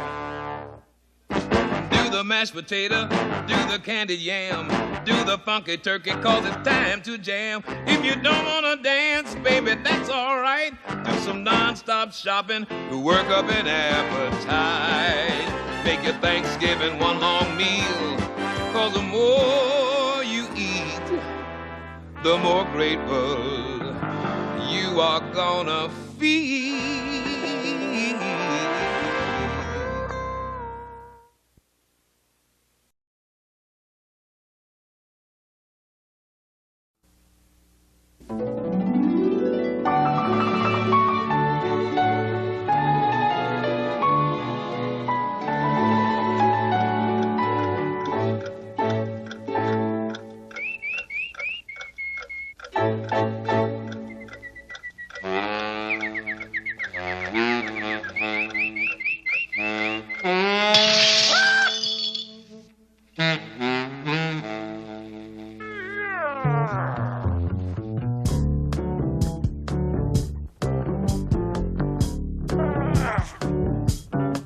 Well, he's a fat cat, a cool cat, nobody's fool cat, but look out, 'cause here comes Garfield.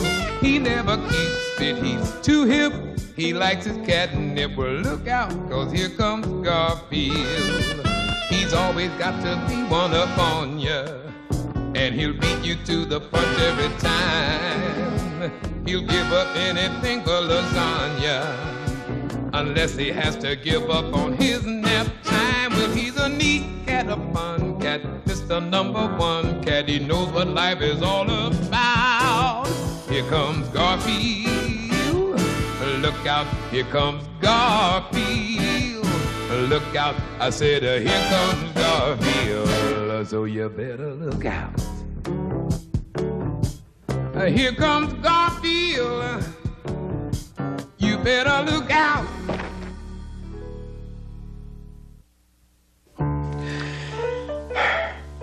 I hate mornings. I like them better if they started later.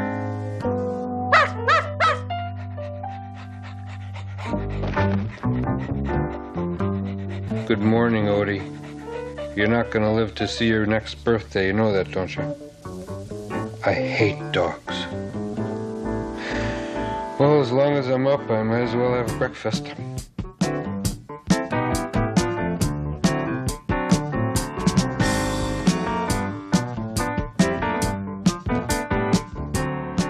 Rats. My owner must still be lolling around in bed. It's hard to find good help these days.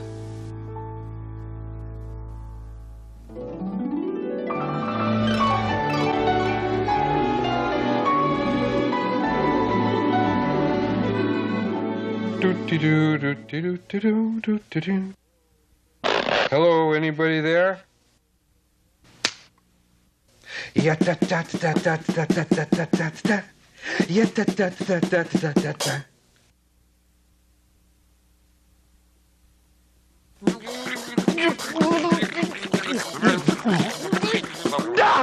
Good morning, sunshine. Welcome to another fun-filled day with your favorite pet. Oh, I suppose you want breakfast. That'd be great. I'm so happy to own a cat. What would you like for breakfast, Garfield? Oh, a cup of coffee, Danish morning paper. Okay, 1 bowl of cat food coming right up. Nobody listens anymore. You know, Garfield, I wouldn't have to feed you so much if you would provide for yourself. Why don't you chase mice like other cats? Show me a good mouser, and I'll show you a cat with bad breath.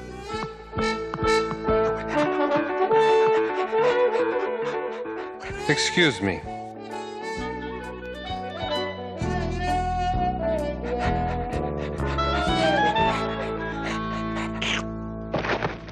I'm not known for my compassion.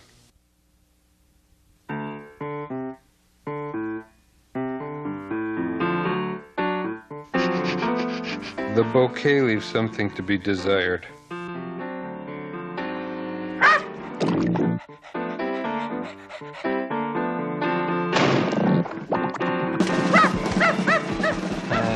Why don't you boys go outside to fight? Hmm?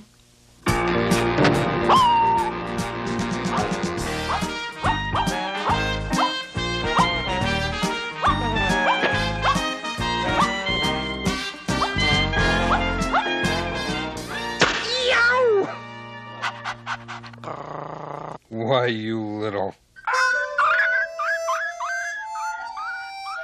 Hey, Odie, want to have some fun? Let's catch a dog next door and wring his tiny little neck. Come here, honey bun. Come to Daddy. What's the matter, honey bun? Did that mean old cat and dog next door try to hurt you again? I thought so. There were those pesky varmints. Get off my property! Pester my puppy with you. Don't come another step closer. That does it! Reba! Reba! That cat and dog are in my yard again. Where's my stick? It's right beside you where you always keep it, dear. I know that. Here, kitty. Come here, doggy. I want to pet you. Where's my stick?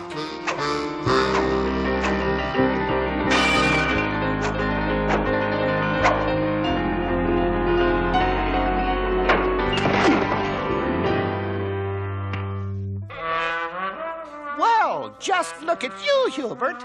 Potted again. Gag nabbit, Reba! Can't you see I've been assaulted by those pesky varmints? Bring me the phone. You've done it this time. I'm gonna fix your wagons once and for all.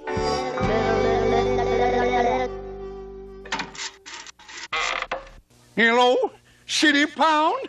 This is Hubert on Main Street. I've got a couple of customers for you. Send the truck right over. What took you so long? Get that cat and that dog. Take them away.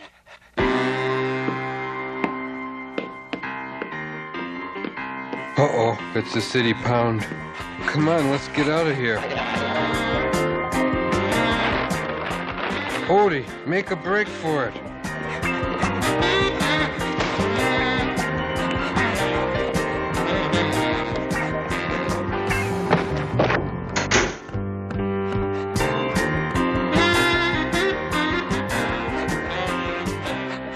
Odie, you're so stupid you don't even know you're in big trouble. I may never see you again.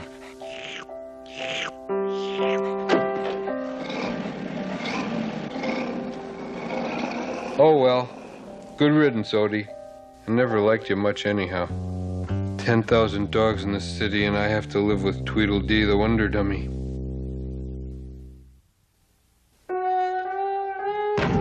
Uh-oh, Garfield wants in.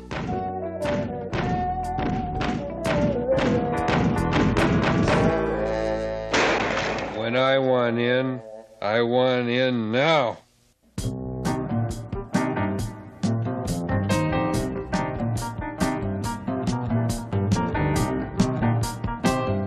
Hey, Garfield. Where's Odie? He didn't come back with you?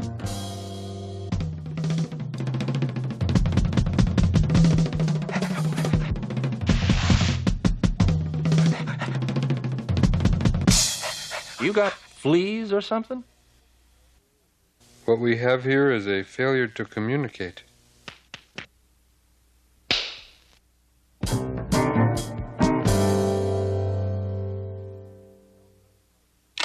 Pleasure Motors is conveniently located right here in downtown. Of course, if you can't make it to our downtown location, we have new locations under construction in Midtown, Uptown, and in the Loop. At Pleasure Motors, your business is our pleasure. Our pleasure is your business, and our pleasure is none of your business.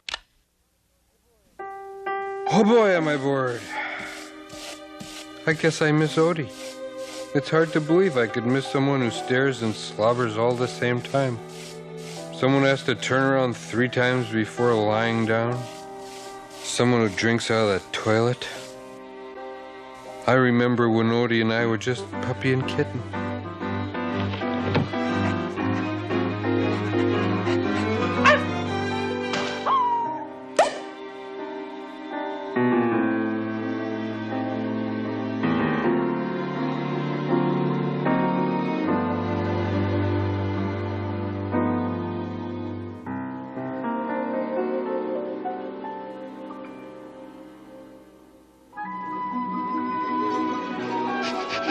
What's that? Could it be? No, it couldn't. Yes, it could. No, it isn't. Yes, it's food.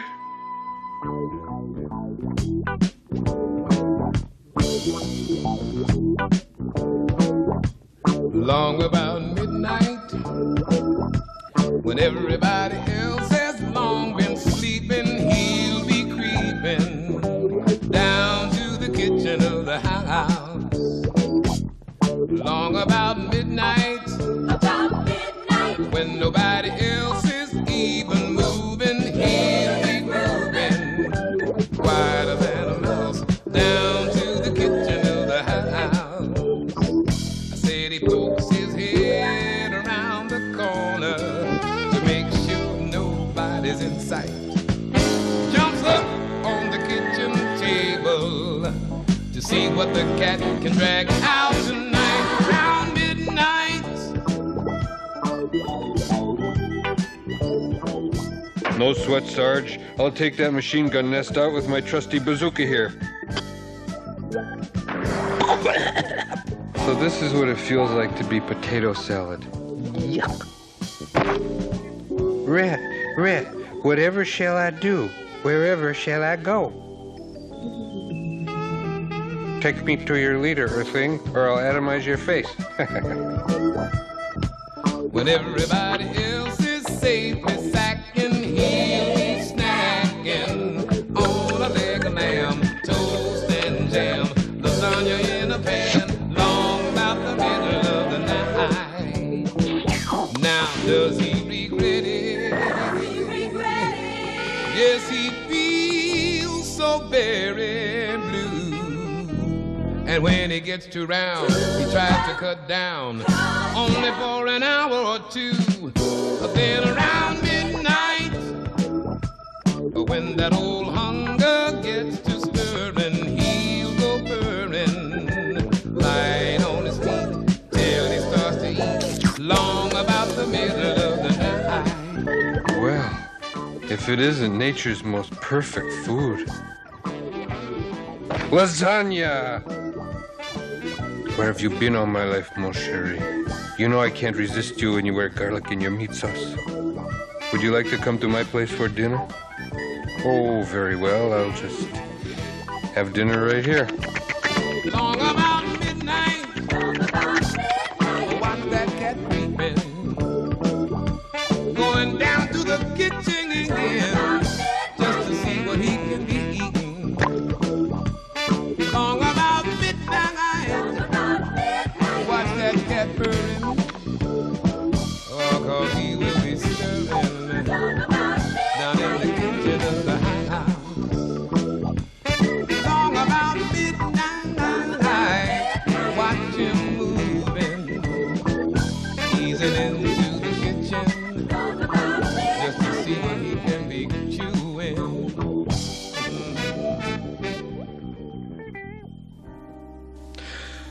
I'm bored. Bored. I am bored. That's it. I'm going down to the city pound, and I'm gonna break Odie out of there. Look out, pound. Here comes Garfield.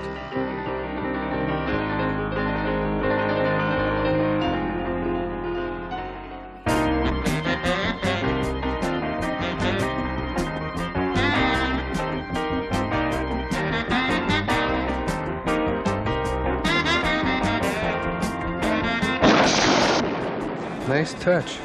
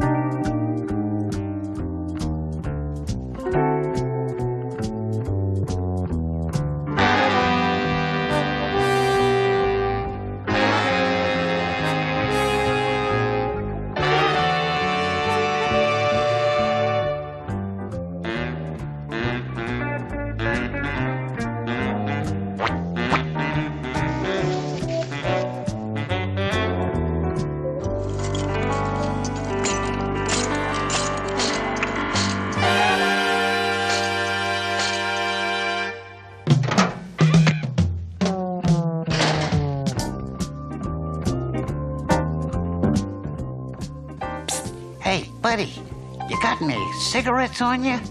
What kind of a question is that? I don't know. It's just something you're supposed to ask when you're in the slammer.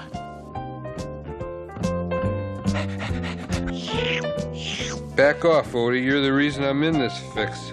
Hey, fella, take it easy on the mud. Who are you and what business is it of yours anyway? My name is Fast Eddie, and this is my associate, Fluffy. And if yous must know, you should be nice to the mutt there because he's the next to go. Go where? Look, pal, this here ain't no good ship lollipop over here. This is the city pound.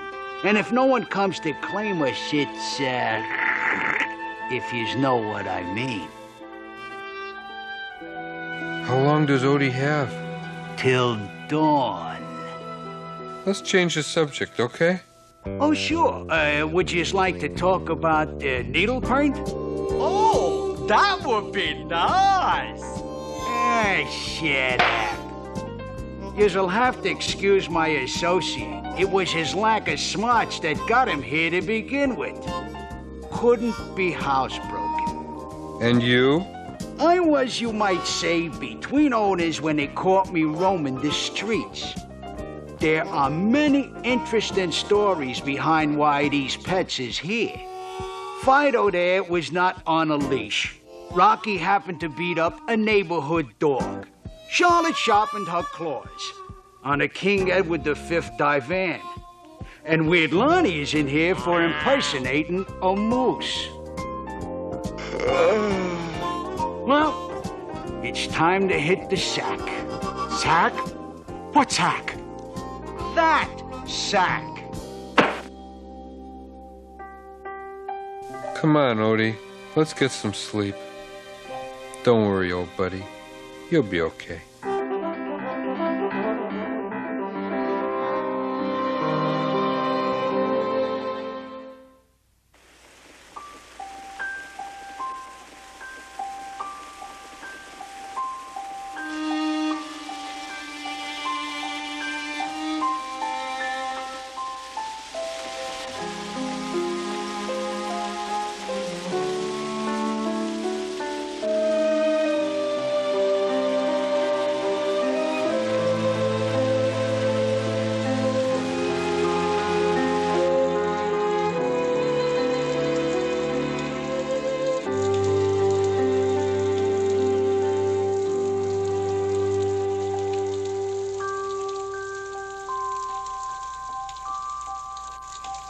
So long, old friend, I wish that I could see you once again.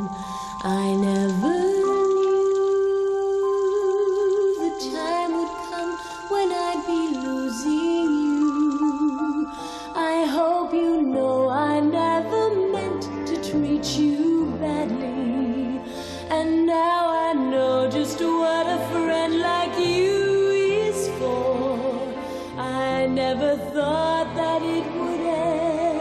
so sadly, and you'd be walking through that door. So long, old friend, I wish that I could see you once again. I never knew the time would come when I'd be losing you. I always thought our fun and games would just go on and on. I never knew I'd have to say so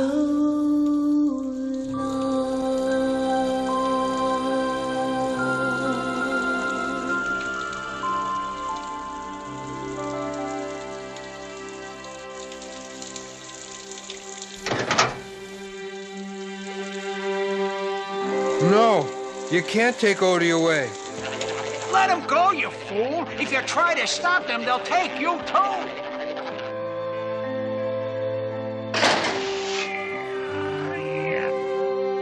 I'll see you, Odie, sometime, somewhere. So long, old friend. I never knew I'd have to say so.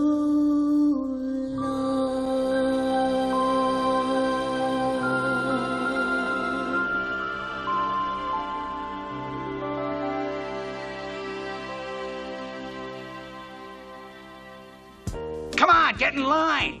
What for? There's a family coming in to adopt a cat or a dog. This could be our way out. Our way out.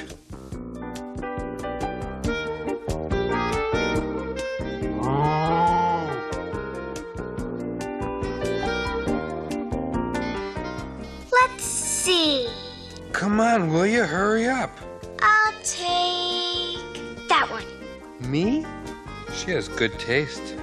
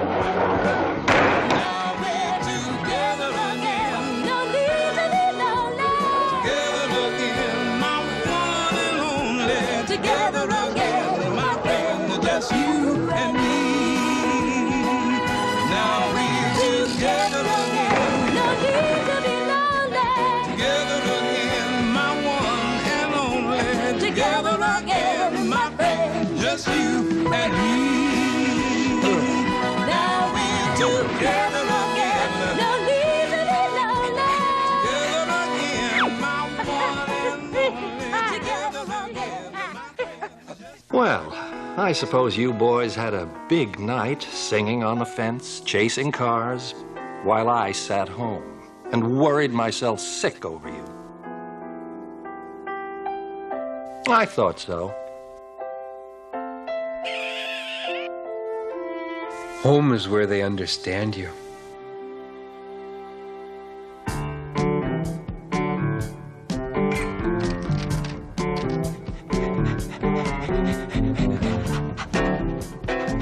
It's pathetic the way some animals beg at the table.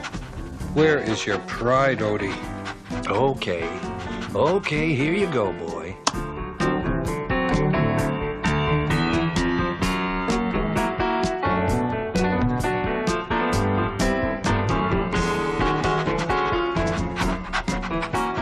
Oh, very well, Garfield.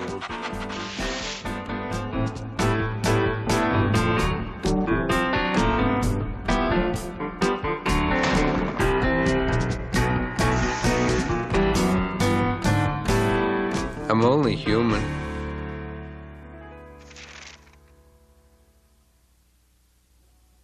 Now we're together again. No need to be lonely. Together again. just you and me. Now we're together again. No need to be lonely. Together again, my one and only. Together again, my friend. Just you and me.